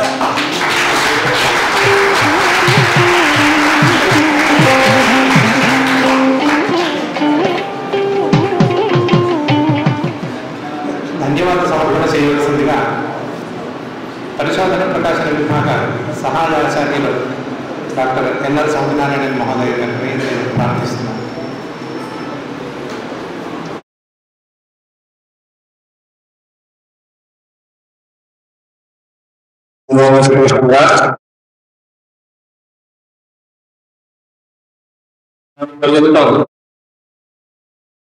प्राचीन भारतीय मानशास्त्र संबंधाः विषयाः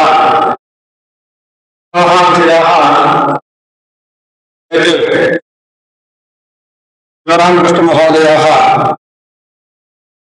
उपन्यासं कृतवन्तः। तस्मिन् विषये विमानरूपम् इति उक्तम्। श्रीरङ्गक्षेत्रे विमानस्य नाम प्रणवाकारविमानम्। तत्र विमानं प्रणवाकारं प्रतिसङ्गं महात्मम् एकसारी भगवान् प्रणवार्थप्रकाशकः इति श्लोकः वर्तते। अयं श्लोकः प्रतिदिनं तत्र वैष्णवानां अनन्तरं नित्यम् अनुष्ठीयते। तत्र न्यायः वर्तते तमिळुनाडुमध्ये विमानदर्शनं कोटिपुण्यम् इति न्यायः वर्तते।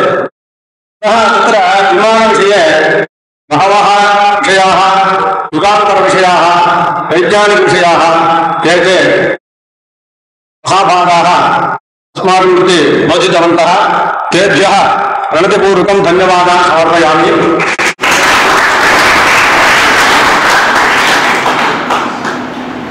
तदनुसृत्य अस्माकं वेदविश्वविद्यालयस्य कुलपतयः सदाशिवमूर्ति महोदयाः एते विमानविषये विषयाः उक्ताः।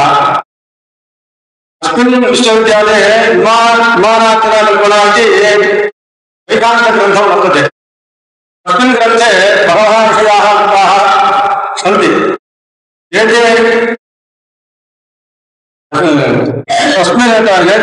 महाभागाः अहर्निशं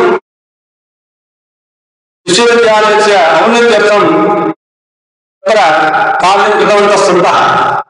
तेभ्यः सभाध्यक्षेभ्यः महोदयेभ्यः धन्यवादान् तत्र विकरामि।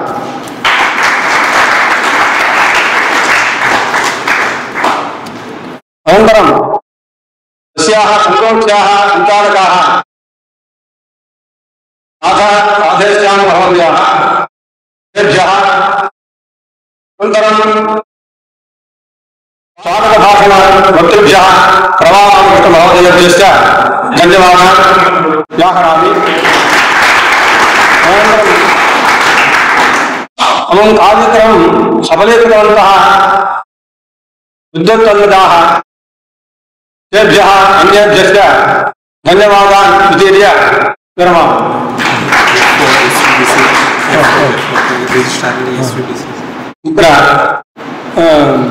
यफो अन्येभ्यः तत्र SVBC चैनल तत्र कर्मचारिभ्यः अपि अहं धन्यवादान् वितीर्य विरमामि।